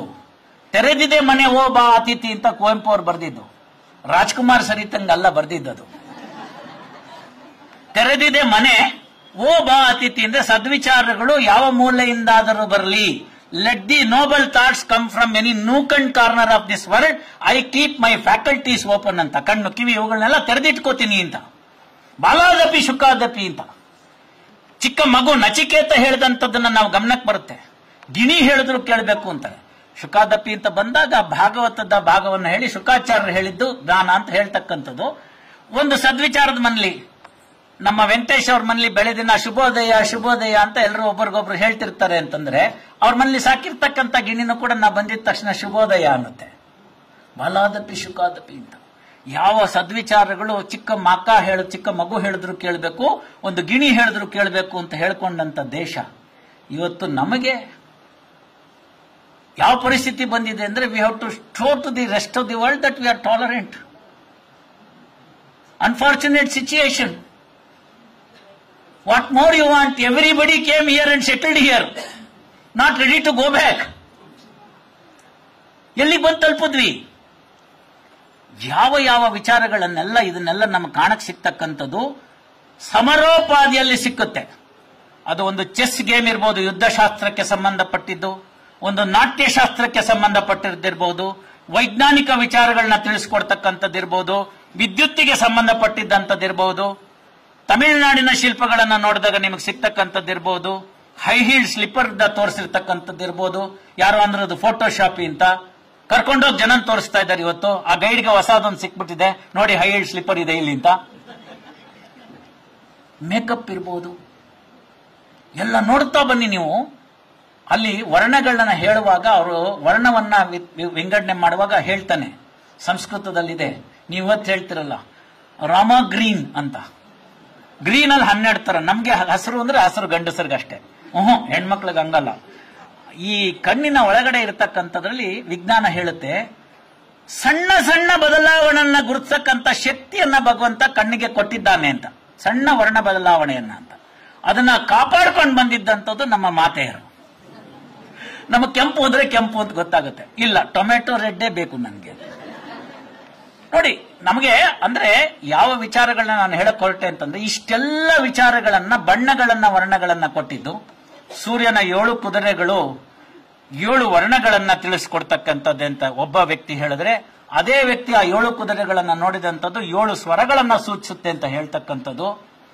7 ಕುದುರೆಗಳಿಗೆ ಒಂದೇ ಗಾಲಿಯ ಅಂತ ಕೇಳಿದ್ರೆ ಹೆಂಗ್ ಸರ್ ಅದು 7 ಹಾರ್ಸಸ್ ಓನ್ಲಿ 1 ವೀಲ್ ಅಂತಂದ್ರೆ? ಈಗ ನೋಡಿ, ವೈಜ್ಞಾನಿಕವಾಗಿ ಯೋಚನೆ ಮಾಡಿ, ಹೌ ಟು ಬ್ಯಾಲೆನ್ಸ್ ಅಂತ. ಸೂರ್ಯನನ್ನ ಯಾಕೆ ಕೇಂದ್ರೀಕೃತವನ್ನ ಮಾಡ್ಕೊಂಡ್ರು ಎಲ್ಲ ದೇವಸ್ಥಾನಗಳಲ್ಲಿ ಅಂದ್ರೆ, ಸೂರ್ಯನಿಲ್ಲದೆ ನಾವಿಲ್ಲ ಅನ್ನೋದನ್ನ ಪ್ರಚುರಪಡಿಸಲಿಕ್ಕೆ. ದ್ಯುತಿ ಸಂಶ್ಲೇಷಣೆ ಕ್ರಿಯೆ ಆಗೋದಿಲ್ಲ ಸೂರ್ಯ ಇಲ್ಲದಿದ್ರೆ. 3 ದಿವಸಗಳ ಕಾಲ ಸೂರ್ಯ ಬರ್ದೇ ಇದ್ರೆ ನಿಮ್ಮಲ್ಲಿರ್ತಕ್ಕಂಥ ಗಿಡ ಬತ್ತಿ ಹೋಗುತ್ತೆ. ನೀವು ನೋಡಿದಿರಿ, ಬಿಗ್ ಬ್ಯಾಂಗ್ ಥಿಯರಿ ಆದಾಗ ಈ ಪರಿಸ್ಥಿತಿ ಆಗುತ್ತೆ ಅಂತ ವಿಜ್ಞಾನಿಗಳು ಹೇಳಿದ್ರು. They failed in it, that's A different issue. ಹೀಗೆ ಎಲ್ಲ ವೈಜ್ಞಾನಿಕ ಕಾರಣಗಳನ್ನ ಇಟ್ಕೊಂಡು ಸೂರ್ಯನನ್ನ ನಾವು ವಿಶೇಷವಾಗಿ ಆರಾಧಿಸೋದಕ್ಕೆ ಕಾರಣವೇನಾಯ್ತು ಅಂದ್ರೆ, ಸೂರ್ಯನಿಂದ ಜೀವನ, ಸೂರ್ಯನಿಂದ ಪ್ರಪಂಚ, ಸೂರ್ಯನಿಂದ ಜೀವಿಗಳು ಅನ್ನೋದನ್ನ ಪ್ರತಿಪಾದಿಸೋದಕ್ಕೋಸ್ಕರ ಇದ್ದಂಥದ್ದು. ಹಾಗಾಗಿ ಅವನಿಗೆ ಕೊಡಬೇಕಾದಂತ ಮಹತ್ವವನ್ನ ಕೊಟ್ಟರು. ಈ ತರ 10 ಹಲವು ವಿಚಾರಗಳು ಬರುತ್ತೆ. ಸಂಗೀತದ ಬಗ್ಗೆ ಹೇಳಿದ್ರು, ಆ ಶಿಲ್ಪಶಾಸ್ತ್ರದ್ದು ಅಂತ. ಇತ್ತೀಚೆಗೆ ಈಗ ಒಂದು 2 ತಿಂಗಳ ಹಿಂದೆ ನಾನು ದಕ್ಷಿಣ ಕನ್ನಡಕ್ಕೆ ಕೊಡಂಗಾಲ ಅಂತ ಹೇಳಿ ಅಲ್ಲೊಂದು ದೇವಸ್ಥಾನ ಇದೆ, ವಿಷ್ಣುಮೂರ್ತಿ ದೇವಸ್ಥಾನ. ಅಲ್ಲಿ ಹೊಸದಾಗಿ ಒಂದು ಕಟ್ಟಿರ್ತಕ್ಕಂಥ ದೇವಸ್ಥಾನ ಇದೆ. ಹಾಗೆ ಪೆರಣಂಕಿಲ ಅಂತ ಅಲ್ಲಿ ಕೂಡ ಒಂದು ದೇವಸ್ಥಾನದ ನೂತನವಾಗಿ ಕಟ್ಟಿರ್ತಕ್ಕಂಥದ್ದಿದೆ. ಈ ಕೊಡಂಗಾಲದಲ್ಲಿ ನಾನು ಹೋದಾಗ ನನಗೆ ಕಂಡಿದ್ದು, ಅವರಲ್ಲಿ ನನಗೆ ತೋರಿಸಿದ್ದು, ನೋಡಿ ಸರ್ ನಿಮ್ಗೆ ಹಂಪಿಲಿ ಇದೆಯಲ್ಲ ಸರಿಗಮ ಪದನಿಸ, ಅದು ಇಲ್ಲೂ ಬರುತ್ತೆ, ನಾವು ಮಾಡಿದ್ದೀವಿ ಅಂತ. ಶಿಲ್ಪಶಾಸ್ತ್ರ ಸತ್ತಿದ್ಯಾ? ಇಲ್ಲ. ಕಾಪಾಡಿಕೊಳ್ಳೋರು ನಾವೆಷ್ಟು ಜನ ನೋಡ್ತಾ ಇದ್ದೀವಿ. ಹೀಗಾಗಿ ಏನಾಗಿದೆ, ನಮ್ಮತನ ಏನಾಗಿದೆ, ವೈಜ್ಞಾನಿಕ ರೀತಿಯಲ್ಲಿ ಪ್ರಶ್ನಿಸಬೇಕಾದಂಥದನ್ನ ಇವತ್ತಿನ ದಿನಮಾನದ ಲೆಕ್ಕಾಚಾರ, ಅವತ್ತಿನ ದಿನಮಾನದಲ್ಲಿ ಅದು ಎಲ್ಲವನ್ನು ಧರ್ಮದ ಮುಖಾಂತರ ಹೇಳ್ತಕ್ಕಂಥದ್ದಿತ್ತು. ಇವತ್ತು ಕಾಲ ಬದಲಾವಣೆ ಆದಾಗ ವೈಜ್ಞಾನಿಕವಾಗಿ ಕಾರಣಗಳನ್ನ ಕೇಳ್ತಕ್ಕಂಥದ್ದು. ಹಲವು ಆಚರಣೆಗಳಲ್ಲಿ ಯಾವುದು ಕೂಡ ಕಂದಾಚಾರಗಳಾಗಿ ಉಳಿಯಲಿಲ್ಲ. ಒಬ್ಬಿಬ್ರು ಯಾರೋ ಮಾಡಿರಬಹುದು. Exceptions are always there to prove the rule ಅಂತ ನಮ್ಮ ಕಾನೂನಿನ ಭಾಗ. 1-2 ಪರಂತುಕಗಳು ಇದ್ರೆ ಅದು ಮೂಲ ತತ್ವವಾಗಿ ಆ ಪರಂತುಕಗಳು ಪೂರಕವಾಗಿರ್ತವೆ ಅಂತಕ್ಕಂಥದ್ದು ಆ ವಾದದ ವಿಭಾಗ ಆಗುತ್ತೆ. ಹಾಗಾಗಿ ವಾದ ಯಾವಾಗ್ಲೂ ಕೂಡ ಮಂಡನೆಯಿಂದ ಗೆಲ್ಲುತ್ತೆ, ಖಂಡನೆಯಿಂದ ಅಲ್ಲ ಅಂತ ಅವ್ರು ಹೇಳಿದ್ರು. ಡಿಸ್ಪ್ರೂವ್ ಅಂತ, ಅದಕ್ಕೆ ನೋಡಿ ಅಲ್ಲಿ 2 ಭಾಗ ಬರುತ್ತೆ. ಇನ್ವೆನ್ಷನ್ ಅಂತ ಒಂದು ಪದ ಹೇಳ್ತೀವಿ ನಾವು, ಡಿಸ್ಕವರಿ ಅಂತ ಇನ್ನೊಂದು ಹೇಳ್ತೀವಿ. ಡಿಸ್ಕವರಿ ಅಂದ್ರೆ ಆಲ್ರೆಡಿ ಇತ್ತು, ಅದನ್ನ ನಾವು ಇವಾಗ ಕಂಡ್ಕೊಂಡ್ವಿ ಅಂತ. ಇನ್ವೆನ್ಷನ್ ಅಂದ್ರೆ ಹೊಸದಾಗಿ ಕಂಡಿಡ್ತಂತದ್ದು ಇರಬೇಕು ಅಂತ. ಹಾಗಾದ್ರೆ ನೀವೆಲ್ಲವನ್ನೂ ಇತ್ತ ಅಂತಂದ್ರೆ ಎಲ್ಲವನ್ನೂ ಇದೇ ಫಾರಂ ಅಲ್ಲಿ ಇರಬೇಕು ಅನ್ನೋದಿರ್ಲಿಲ್ಲ. ಮದ್ದು ಗುಂಡುಗಳು ಅನ್ನೋ ಪದಗಳನ್ನ ನಾವು ಉಪಯೋಗಿಸ್ಕೋತೀವಿ. ಮದ್ದು ಅನ್ನೋದು ಹೆಂಗ್ ಬಂತು ನಿಮ್ಗೆ ಗೊತ್ತಿಲ್ಲದೆ ಇದ್ರೆ, ಎಕ್ಸ್ಪ್ಲೋಸಿವ್ ಇಲ್ಲದೆ ಇದ್ರೆ ಅಲ್ವಾ? ಇವಾಗ ಯಾರೋ ಒಬ್ರು ಅರ್ಚಕರು 2 ಬೆರಣಿಯನ್ನ ಕೈಯಲ್ಲಿ ಇಟ್ಕೊಂಡು ಅದರಿಂದ ಅವ್ರು ಕೆಲವು ಮಂತ್ರಗಳನ್ನ ಉಚ್ಚಾರ ಮಾಡಿ ಅದರಿಂದ ಬೆಂಕಿಯನ್ನು ಉತ್ಪಾದನೆ ಮಾಡಿದ್ದನ್ನ ಹೀಯಾಳಿಸೋದಕ್ಕೆ ಒಬ್ಬ ವಿಜ್ಞಾನಿ ಹೇಳ್ದ. ಅದೇನ್ ಬಹಳ ಸುಲಭ, ಪೊಟ್ಯಾಷಿಯಂ ಪರ್ಮ್ಯಾಂಗನೇಟು ಗ್ಲಿಸರಿನ್ 2 ಸೇರಿಸ್ಬಿಟ್ರೆ ಅದು ಬೆಂಕಿ ಉತ್ಪನ್ನ ಆಗುತ್ತೆ, ನಾನೇನು ಹೇಳೋದಿಲ್ಲ, ಆದ್ರೂ ಬೆಂಕಿ ಉತ್ಪನ್ನ ಆಗುತ್ತೆ ಅಂತ. ಸರಿ ಸ್ವಾಮಿ, ಪೊಟ್ಯಾಷಿಯಂ ಪರ್ಮ್ಯಾಂಗನೇಟ್ಗೆ ಗ್ಲಿಸರಿನ್ ಸೇರಿಸಿದ್ರೆ ಬೆಂಕಿ ಹತ್ತುತ್ತೆ ಅಂತ ಇವತ್ತು ನೀವು ವಿಜ್ಞಾನದಲ್ಲಿ ಕಂಡಿಡ್ಕೊಂಡ್ರಿ. ಅವತ್ತು ನಮ್ಗೆ ಯಾವ್ದು ಗೊತ್ತಿತ್ತು ಪೊಟ್ಯಾಷಿಯಂ ಪರ್ಮ್ಯಾಂಗನೇಟ್ ಗ್ಲಿಸರಿನ್ ಅಂತ? ನೇರವಾಗಿ ಒಂದು ಪ್ರಶ್ನೆ ಕೇಳ್ತೀನಿ. ಅಲ್ಲಿ ಎದುರುಗಡೆನೂ ಫುಟ್ಪಾತ್ ಅಲ್ಲಿ ಹುಲ್ ಬೆಳೆದಿದೆ, ಬಹಳ ಕಷ್ಟ ಬೆಂಗಳೂರಲ್ಲಿ, ಈಗ ಎಲ್ಲ ಕಡೆ ಚಕ್ಕರ್ ಟೈಲ್ಸ್. ಗಣೇಶನ ಹಬ್ಬಕ್ಕೆ ಗರಿಕೆ ತರೋದೇ ಕಷ್ಟ. ಹುಲ್ಲು ಬೆಳೆದಿದೆ, ಹುಲ್ಲಲ್ಲಿ ತುಪ್ಪ ಇದೆ ಅನ್ನೋದು ಒಂದು ವಿಚಾರ. ಇಷ್ಟಂತ ಸರಿಯಾಗಿ ಹೇಳ್ತಿದ್ರು ಸಾಹೇಬ್ರಿಗೆ, ಯಾಕೋ ಸ್ವಲ್ಪ ಆಫ್ ದಿ ಟ್ರ್ಯಾಕ್ ಇದ್ದಂಗಿದೆಯಲ್ಲ ಅಂತ. ಹುಲ್ಲಿನಲ್ಲಿ ತುಪ್ಪ ಪ್ರಮೇಯ ಇದು ಸಾಧ್ಯವಾ? ಬಹಳ ಚೆನ್ನಾಗಿ ಹೇಳ್ತೀವಿ, ಆಗಲ್ಲ ಸರ್ ಅಂತ. ನೋಡಿ, ಆ ಹುಲ್ಲು ಅದನ್ನ ಗೋವು ತಿನ್ಬೇಕು ಅಥವಾ ಎಮ್ಮೆ ಆ ಭಾಗಕ್ಕೆ ಬರ್ತಕ್ಕಂಥದ್ದು, ಅದರ ಹಾಲು, ಅದರ ಸಂಸ್ಕರಣೆಯ ರೀತಿ, ಅದರ ಹಾಲಿನಿಂದ ಮೊಸರು, ಮೊಸರಿನಿಂದ ಬೆಣ್ಣೆ, ಬೆಣ್ಣೆಗೆ ಫರ್ದರ್ ಸಂಸ್ಕರಣೆ ಆಗಿ ತುಪ್ಪ. ಬರೇ ಶಿಂಡಿನೋ ಅಥವಾ ಇನ್ನೇನೋ ಇತ್ಯಾದಿಗಳನ್ನ ಕೊಟ್ಬಿಟ್ರೆ, ಈಗ ಪಶು ಆಹಾರ ಅಂತ ಬಂದಿದೆಯಲ್ಲ, ಅದ್ರಲ್ಲಿ ಬೆಣ್ಣೆ ಬರಲ್ಲ. ಯಾರು ಕೊಟ್ಟಿಗೆ ಇಟ್ಕೊಂಡಿರೋರಿದ್ರೆ ಹೇಳ್ಬೇಕು ನನಗೆ. ಅದರಲ್ಲಿ ವಿಶೇಷತೆಗಳು, ಅದು ತ್ಯಾಜ್ಯ ಮಾಡ್ತಕ್ಕಂಥದ್ರಲ್ಲಿ ವಿಶೇಷತೆಗಳು. ಕೆಲವು ತಳಿಯ ಗೋವುಗಳು ಬಿಡ್ತಕ್ಕಂತಹ ಗಂಜಲದಿಂದ ಉತ್ಪನ್ನವಾಗ್ತಕ್ಕಂಥ ವಿಶೇಷ ಔಷಧಿಗಳು, ಇವುಗಳನ್ನೆಲ್ಲ ಹೇಳಿದ್ದಾರೆ ಆಯುರ್ವೇದದಲ್ಲಿ. ಅದರಲ್ಲಿ ನಾವೇನ್ ಹೇಳ್ತೀವಿ ಇವತ್ತು, ಅಮೃತ್ ಮಹಲ್ ಅಂತನೋ ಮಲ್ನಾಡ್ ಗಿಡ್ಡ ಅಂತಲೋ ಏನ್ ಕರಿತೀವಿ, ಅವುಗಳಲ್ಲಿ ವಿಶೇಷ ಸ್ಥಾನಗಳಿದೆ. ಅದನ್ನ ಸಂಸ್ಕರಣೆ ಮಾಡಬೇಕು ಅಂತ. ಕೋಲಾರದ KGFಗೆ ಹೋದ್ರೆ ಒಂದಿಷ್ಟು ದಪ್ಪದೇನೋ ನಿಮ್ಗೆ ಬಣ್ಣಿನ ಹೆಂಟೆ ಕೊಟ್ರೆ, ಚಿನ್ನ ಕೊಟ್ಟಿದ್ದು ತಗೊಂಡೋಗೊಂದು ನೀವು ಹಾಕೊಂಡು ಅದನ್ನ ನೆಕ್ಲೆಸ್ ಮಾಡ್ಕೊಳಕ್ಕಾಗತ್ತಾ? ಅದನ್ನ ಸಂಸ್ಕರಣೆ ಮಾಡಬೇಕು. ಆ ಸಂಸ್ಕರಣೆ ಮಾಡ್ತಕ್ಕಂಥ ವಿಧಾನಗಳು ನಮಗೆ ಗೊತ್ತಿದ್ದವು ಅಂತ. ಇವಿಷ್ಟು ಕೂಡ ಭಾರತದಲ್ಲಿ ಇದ್ದಂತಹ ವಿಶೇಷವಾದ ಜ್ಞಾನಗಳು. ಹಾಗೆ ವಿಶೇಷವಾದ ಜ್ಞಾನಗಳನ್ನ ಯಾಕಾಗಿ ನಮ್ಮವರು ಮಾಡಿರಬಹುದೇನೋ ಅನ್ನೋದರ ವೈಜ್ಞಾನಿಕ ಹಿನ್ನೆಲೆಯನ್ನ ಹುಡುಕ್ತಾ ಹೋದಾಗ ರೀಡಿಸ್ಕವರ್ ಆಗಿದ್ದು, ಡಿಸ್ಕವರ್ ಮೊದಲೇ ಆಗಿತ್ತು, ರೀಡಿಸ್ಕವರ್ ಆಗಿದ್ದು ಪುಸ್ತಕದ ಮುಖಾಂತರ ಅಂತ ಹೇಳೋದಕ್ಕೆ ಇಷ್ಟಪಡ್ತಾ, ಇನ್ನೂ ಹಲವಾರು ವಿಷಯಗಳಿದೆ. ಆ ಪುಸ್ತಕದ ಒಂದೊಂದು ದೇವಸ್ಥಾನದ ವಿವರಗಳನ್ನು ನೋಡ್ತಾ ಹೋದಾಗಲೂ ಕೂಡ ನನಗೆ ಅತ್ಯದ್ಭುತವಾದ ವಿಚಾರಗಳ ಗೋಚರವಾಯಿತು. ತಮ್ಮೆಲ್ಲರ ಅನುಮತಿ ಇದ್ರೆ ಇನ್ನೆರಡು ನಿಮಿಷವನ್ನ ಇನ್ನೊಂದು ದೇವಸ್ಥಾನದ ವಿಚಾರದ ಬಗ್ಗೆ ನಾನು ಹೇಳೋದಕ್ಕೆ ಇಷ್ಟಪಡ್ತೀನಿ. ಸಸ್ಪೆನ್ಸ್ ಅಂತ ಹಾಕಿದ್ರು ಕೂಡ ಆ ವಿಚಾರದಲ್ಲಿ ನಾನು ಸ್ವಲ್ಪ ಈಗಾಗಲೇ ಒಂಚೂರು ಕೃಷಿ ಮಾಡಿರೋದ್ರಿಂದ ಅದು ನನಗೆ ಹೇಳಬೇಕು ಅನ್ನಿಸ್ತಾ ಇದೆ. ತಮಿಳುನಾಡಿನ ಒಂದು ದೇವಸ್ಥಾನದಲ್ಲಿ ಒಂದು ಸ್ಪರ್ಮಿನ ಚಿತ್ರವನ್ನ ತೋರಿಸಿದ್ದಾರೆ. ಅದನ್ನ ಲೇಖಕರು ಹೇಳ್ತಾರೆ, ಅದು ಹಾವಿನ ರೀತಿಯಲ್ಲಿ ಕಾಣುತ್ತೆ ಅಂತ. ಅದನ್ನ ಗರ್ಭೋಪನಿಷದ್ ಅಂತಕ್ಕಂಥ ಒಂದು ಗ್ರಂಥದ ಆಧಾರದ ಮೇಲೆ ಮಾಡಿರ್ತಕ್ಕಂಥದ್ದು ಅಂತ ಲೇಖಕರು ಅದನ್ನ ತಿಳಿಸ್ಕೊಟ್ಟಿದ್ದಾರೆ. ಬಹಳ ಸುಂದರವಾಗಿದೆ ಅದು. ಆ ಗರ್ಭೋಪನಿಷದ್ ಅನ್ನೋ ಗ್ರಂಥ 2500 BC ಅಂತ ವೆಸ್ಟರ್ನರ್ಸ್ ಒಪ್ಕೋತಾರೆ. ನಾವು ಇನ್ನೂ ಹಳೇದು ಅಂತ ಹೇಳ್ತೀವಿ. ಪಿಪ್ಪಲಾದ ಅಥವಾ ಪಿಪ್ಪಲಾಯ ಅನ್ನೋ ಋಷಿ ಅದನ್ನ ರಚಿಸಿದ್ದು ಅಂತಾನು ಹೇಳ್ತೀವಿ. ಅದರ ವಿಶೇಷತೆಯನ್ನ ನಾನು ಇಂಟರ್ನ್ಯಾಷನಲ್ DNA ಸೆಮಿನಾರ್ನಲ್ಲಿ ಪ್ರಸ್ತುತಪಡಿಸಿದೆ. ಅದರಿಂದ ನಾನು ಅದನ್ನ ತಮಗೆ ಅನುಮತಿ ತಕೊಂಡು ಹೇಳ್ತಾ ಇದ್ದೀನಿ. ಕಣ್ಣಿಗೆ ಕಾಣೋದಿಲ್ಲ ಆ ವೀರ್ಯ ಅಂತ ಏನು ನಾವು ಹೇಳ್ತೀವಿ, ಅದು ನಮಗೆ ಕಣ್ಣಿಗೆ ಕಾಣೋದಿಲ್ಲ. ಸ್ಪರ್ಮ್ ಅನ್ನೋದು ಎಲೆಕ್ಟ್ರಾನಿಕ್ ಮೈಕ್ರೋಸ್ಕೋಪ್ ಅಲ್ಲಿ ನೋಡ್ಬೇಕು ನೀವು ಅದನ್ನ.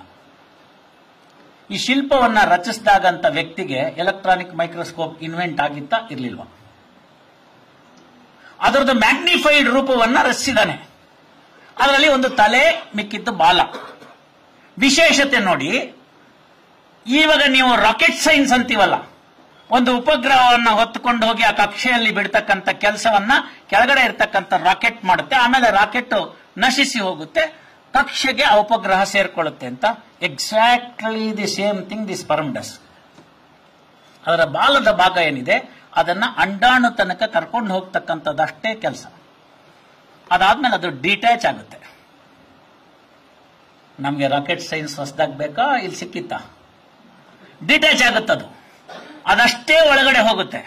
ಅದರೊಳಗಡೆಗೆ ಇರ್ತಕ್ಕಂಥ ಸೆಲ್ಲು, ಅದರೊಳಗಡೆ ಇರ್ತಕ್ಕಂಥ RNA DNA, ಆ DNA ಒಳಗಡೆ ಕ್ರೋಮೋಸೋಮ್ಸ್, ಆ ಕ್ರೋಮೋಸೋಮ್ಸ್ ಅಲ್ಲಿ ಒಂದು XY ಆಗಿ ಒಳಗೆ ಸೇರ್ಕೊಂತು ಅಂತಂದ್ರೆ, Y ಡಾಮಿನೇಟ್ ಆಯ್ತು ಅಂದ್ರೆ ಗಂಡು ಮಗು ಬರುತ್ತೆ. ಹೆಣ್ಮಕ್ಳನ್ನ ಯಾರು ಗಂಡಸರು ಇನ್ಮೇಲೆ ಬಯ್ಯೋ ಹಾಗಿಲ್ಲ, ಹೆಣ್ಣೆತ್ತದಿ ಅಂತ. ಗಂಡಸು ಅದಕ್ಕೆ ಕಾರಣ ಅನ್ನೋದನ್ನ ಪಿಪ್ಪಲಾಯ ಆಗ ಹೇಳಿದ್ದಾರೆ. ಇದನ್ನ ಆಧಾರ ಇಟ್ಕೊಂಡು ಮರ್ತೂರು ಅಂತ ಏನ್ ಹೇಳಿದೆ ನಾನು ಕಲಬುರಗಿಯಲ್ಲಿ, ಅಲ್ಲಿ ಒಬ್ಬ ವಿಜ್ಞಾನೇಶ್ವರ ಅಂತಕ್ಕಂಥ ಒಬ್ಬ ಏನು ವಿಚಾರವನ್ನ ತಿಳ್ಕೊಂಡಿದ್ದ, ಅವನು ಹೆಣ್ಣು ಮಕ್ಕಳಿಗೆ ಪಿಂಡ ಇಡೋದಕ್ಕೆ ಶಾಸ್ತ್ರದಲ್ಲಿ ಅವಕಾಶವಿಲ್ಲ, ಆದ್ರಿಂದ ಅವರಿಗೆ ಆಸ್ತಿಯಲ್ಲಿ ಹಕ್ಕಿಲ್ಲ ಅಂತ ಏನು ಜೀಮೂತ ವಾಹನ ಕೊಟ್ಟಿದ್ದಂತ ದಯಾಭಾಗ ಅಂತೇನಿತ್ತು ಅದು ತಪ್ಪು. ನೀವು ಹೇಳ್ಕೊಂಡಿರುವಂಗೆ ಸಪಿಂಡ ಅನ್ನೋ ಪದ ಅದಲ್ಲ. ಸಪಿಂಡ ಅಂತಂತಂದ್ರೆ 7 ನಾವು ರಕ್ತ, ಅಸ್ಥಿ, ಮಜ್ಜೆ ಅಂತ ಹೇಳ್ತೀವಿ. ಸಪ್ತಧಾತು ಅಂತ, ಆ ಸಪ್ತಧಾತು ಸಮನ್ವಯನ ಅಂತ ಆಗ್ತಕ್ಕಂಥದ್ದು ಶುಕ್ರ ಶೋಣಿ ಸಂಯುಕ್ತೇನ ಅಂತ. ಶುಕ್ರ ಅಂತಕ್ಕಂಥದ್ದು ಸ್ಪರ್ಮು, ಅದು ಹೋಗಿ ಸೇರ್ಕೊಳ್ತಕ್ಕಂಥದ್ದು.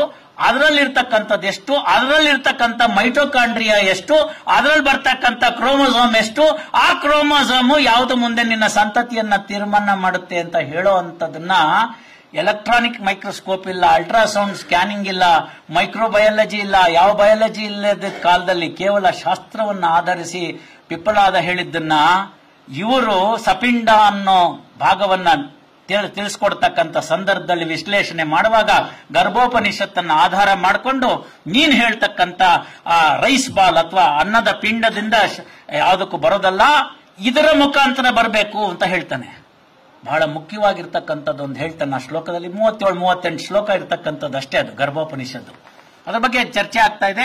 ಮೈಕ್ರೋಬಯಾಲಜಿಸ್ಟ್ ಒಬ್ರು ಡಾಕ್ಟರೇಟ್ ಇದ್ದಾರೆ, ಅವ್ರಿಗೆ ಅದು ಮೊದಲನೇ ಬಾರಿ ಆ ತರದೊಂದು ಗ್ರಂಥ ಇದೆ ಅಂತ ಕೇಳಿದಂತವ್ರು ಪುಣ್ಯಾತ್ಮರು ನನ್ನನ್ನು ಕೇಳಿದ್ರು. ನಾನು ಹೇಳ್ಕೊಟ್ಟಿದ್ದೀನಿ ಅವ್ರಿಗೆ. ಈಗ ಅದ್ರ ಮೇಲೆನೆ ಒಂದ್ ದಿವಸ ಒಂದು ಫುಲ್ ಡೇ ಒಂದು ಸೆಮಿನಾರ್ ಮಾಡೋಣ ಅಂತ ಹೇಳಿದ್ದಾರೆ. ನೋಡೋಣ ಅದು ಬಂದಾಗ ಅದರ ಫಲಿತಾಂಶವನ್ನು ಕೂಡ ತಮ್ಮೊಂದಿಗೆ ಯಾವಾಗಾದ್ರೂ ಸಂದರ್ಭದಲ್ಲಿ ಹಂಚ್ಕೋತೀನಿ. ಇದು ಹೇಗೋ ಇರಲಿ.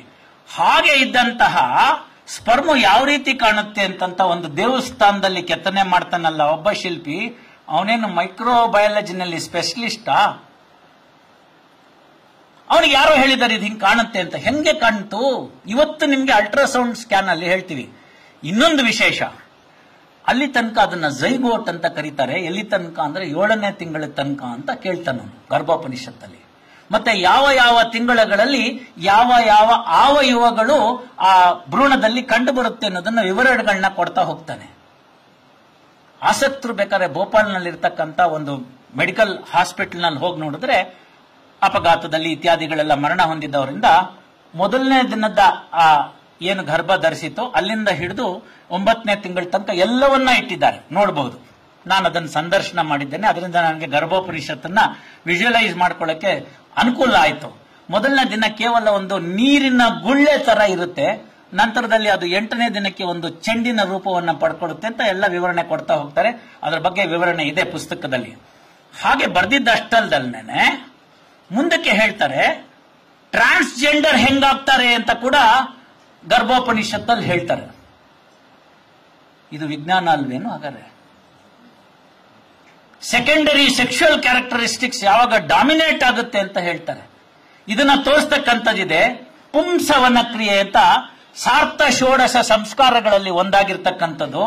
ಅದನ್ನ ಹೊರಗಿನಿಂದ ನೀವು ಆ ಒಳಗಡೆ ಬಂದಿರತಕ್ಕಂಥ ಕ್ರೋಮೋಸೋಮ್ನ ಆಲ್ಟರ್ ಮಾಡಬಹುದಾ ಅಂತಂದ್ರೆ ಮಾಡಬಹುದಾಗಿರ್ತ ಅವಕಾಶವಿತ್ತು ಅಂತ ಹೇಳ್ತಾರೆ. ಈಗ ಯೋಚನೆ ಮಾಡಿ ನೀವು, ಪುರು ಮತ್ತೆ ಇಳ ಅಂತ ಎಲ್ಲ ತಿಳ್ಕೊಂಡಿರೋರು ಗೊತ್ತಿರುತ್ತೆ. ರಾಜ ನನಗೆ ಗಂಡು ಮಗ ಬೇಕು ಅಂತ ಋತ್ವಿಕರಲ್ಲಿ ಕೇಳಿ ಆ ಯಾಗವನ್ನ ಮಾಡಿಸಿರ್ತಾನೆ. ರಾಣಿಗೆ ಹೆಣ್ಣು ಮಗು ಆಸೆ ಇರುತ್ತೆ. ಒಬ್ಬ ಋತ್ವಿಕರು ಗಂಡಾಗ್ಲಿ ಅಂತ ಮಾಡಿರ್ತಾರೆ, ಇನ್ನೊಬ್ಬರು ಋತ್ವಿಕರು ಹೆಣ್ಣಾಗ್ಲಿ ಅಂತ ಮಾಡಿರ್ತಾರೆ. ಅವರು ಆ ರೀತಿ ಆಯ್ತಮ್ಮ, ಸಮಯ ಆಯ್ತು ಅಂತ ಕಾಣುತ್ತೆ, ಗೊತ್ತಾಯ್ತು, ನಾನು ಮುಗಿಸ್ತೀನಿ. ಆ ಸಂದರ್ಭದಲ್ಲಿ ಆ ಹುಟ್ಟಿದಂತ ಮಗುಗೆ ಪುರು ಇಳಾದಲ್ಲಿ ಏನ್ ಹೇಳುತ್ತೆ ಅಂತಂದ್ರೆ 6 ತಿಂಗಳು ಗಂಡು 6 ತಿಂಗಳು ಹೆಣ್ಣಾಗ್ಬೇಕು ಅಂತಕ್ಕಂಥದ್ದನ್ನ ಹೇಳ್ತಾರೆ. ಪುರಾಣದ ಕಥೆ ಇರಬಹುದು. ಟ್ರಾನ್ಸ್ಜೆಂಡರ್ ಯೋಚನೆ ಮಾಡಿ, 7-8ನೇ ವರ್ಷ 9ನೇ ವರ್ಷಕ್ಕೆ ನಮ್ಮ ಹುಡುಗ ಇದ್ದಕ್ಕಿದ್ದಂಗೆ ಕನ್ನಡಿ ಮುಂದೆ ಜಾಸ್ತಿ ನಿಂತ್ಕೊಂಡು ತಾಯಿದು ಸೀರೆ ಉಟ್ಕೊಳಕ್ ಹೋಗೋದು, ಅಕ್ಕಂದೋ ತಂಗಿದೋ ಚೂಡಿದಾರ್ ಹಾಕೊಂಡು ಸಂತೋಷ ಪಡೋದು, ಹೂ ಮುಡ್ಕೊಳಕ್ ಇಷ್ಟಪಡೋದು, ಹುಡುಗಿಯಾಗಿ ಬೆಳೆದವಳು ಚೆನ್ನಾಗಿದ್ದವ್ರ ಜೊತೆಗೇನೆ 9-10 ವರ್ಷಕ್ಕೆ ಬರ್ತಾ ಇದ್ದಂಗೆನೆ ನನಗೆ ಬುಲೆಟ್ ಓಡ್ಸಕ್ಕೆ ಆಸೆ, ಶಟಲ್ ಬ್ಯಾಡ್ಮಿಂಟನ್ನೇ ನನಗೆ ಇಂಟ್ರೆಸ್ಟ್ ಜಾಸ್ತಿ, ನಾನು ಆ ಥರ ಡ್ರೆಸ್ ಮಾಡ್ಕೋತೀನಿ, ಲಂಗ ಬೇಡ ಪ್ಯಾಂಟ್ ಹಾಕು, ಏನನ್ನ ತೋರಿಸುತ್ತೀವಲ್ಲ. ಇವುಗಳ ವಿಚಾರಗಳನ್ನೆಲ್ಲ ತಿಳಿಸ್ತಕ್ಕಂಥದ್ದು ಗರ್ಭೋಪನಿಷತ್ತು. ಅಲ್ಲಿ ಕೇವಲ ಒಂದು ಚಿತ್ರವನ್ನ ಕೊಟ್ಟಿದ್ದಾರೆ.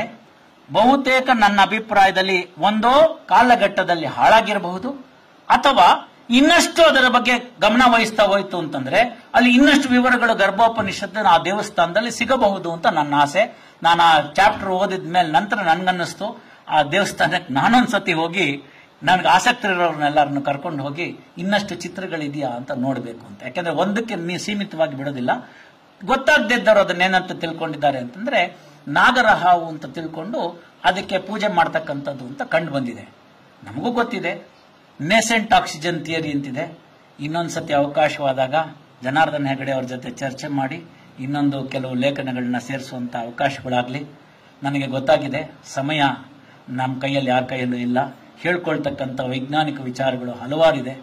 ಒಂದು ವಿಚಾರವನ್ನ ತಮ್ಮಲ್ಲಿ ಹೇಳಕ್ ಇಷ್ಟಪಡ್ತೀನಿ ಅಂತಂದ್ರೆ, ಈ ದೇಶದಲ್ಲಿ ಎಲ್ಲವೂ ಇತ್ತು, ಕಳ್ಕೊಂಡ್ವಿ. ಈಗ ಪುನಃ ಅದನ್ನು ಹುಡುಕುವಂತ ಕೆಲಸ ಆಗ್ತಾ ಇದೆ. ಅಟ್ಲೀಸ್ಟ್ ಕೆಲವು ಕಡೆಗಳಲ್ಲಿ ಹೊಸ ಜನರೇಷನ್ ಹುಡುಗರು ಜಾಲತಾಣದ ಮುಖಾಂತರಗಳಾಗ್ಲಿ ಮತ್ತೊಂದರ ಮುಖಾಂತರಗಳಾಗ್ಲಿ ಮಾಡ್ತಾ ಇದ್ದಾರೆ. ಅಲ್ಲಿ ಬರ್ತಕ್ಕಂಥದ್ದು ಸಂಪೂರ್ಣ ಸತ್ಯವಲ್ಲ ಅನ್ನೋದು ಎಲ್ರಿಗೂ ಗೊತ್ತಿರ್ತದಾದ್ರೂ ಕೂಡ ಅದಕ್ಕೆ ಅಷ್ಟೋ ಇಷ್ಟೋ ಇದ್ರೆ ಮಾತ್ರ ಹೊಗೆ ಆಡ್ಬೇಕಾದ್ರೆ ಅಷ್ಟೋ ಇಷ್ಟೋ ಬೆಂಕಿ ಇರಬೇಕು ಅಂತ. ಎಲ್ಲೋ ಒಂದ್ ಕಡೆ ಏನಾದ್ರು ಒಂದು ಇನ್ಫಾರ್ಮೇಶನ್ ಸಿಕ್ಕಿರುತ್ತೆ ಅನ್ನೋದನ್ನ ಮರಿಬಾರ್ದು. ಅವ್ರು ಕೊಟ್ಟಂತ ಹಿಡಿದಂತ ಮಾರ್ಗ ಅಥವಾ ಕೊಟ್ಟಂತದ್ದು ಕಾಪಿ ಪೇಸ್ಟ್ ತಪ್ಪಿರ್ಬೋದು. ಜ್ಞಾನಕ್ಕೆ ಎಲ್ಲೋ ಒಂದು ಮೂಲ ಇದೆ ಅಂತ ತಿಳ್ಕೋಬೇಕು. ಆ ಮೂಲದ ಸೆಲೆಯನ್ನ ಹುಡುಕುವಂತ ಕೆಲಸ ಆಗ್ಬೇಕು. ಕಾಮತ್ರಿದ್ದಾರೆ, ಹಿರಿಯವರು ಬೇಕಾದಷ್ಟು ಜನ ನಮ್ಗಿದ್ರು. ನಮ್ಮಲ್ಲಿ ಕೂಡ ಮಿಥಿಕ್ ಸೊಸೈಟಿನಲ್ಲಿ ಬೇಕಾದಷ್ಟು ಅದರ ಬಗ್ಗೆ ಕೆಲಸ ಆಯಿತು. ಇತ್ತೀಚೆಗೆ ನಿಂತಿದೆ. ಶಿರಸಿನಲ್ಲಿ ಒಬ್ರು ಯಂಗ್ಸ್ಟರ್ ಆ ಕೆಲಸವನ್ನ ಮಾಡ್ತಾ ಇದ್ದಾರೆ ಅಂತ ಕೇಳ್ಪಟ್ಟೆ.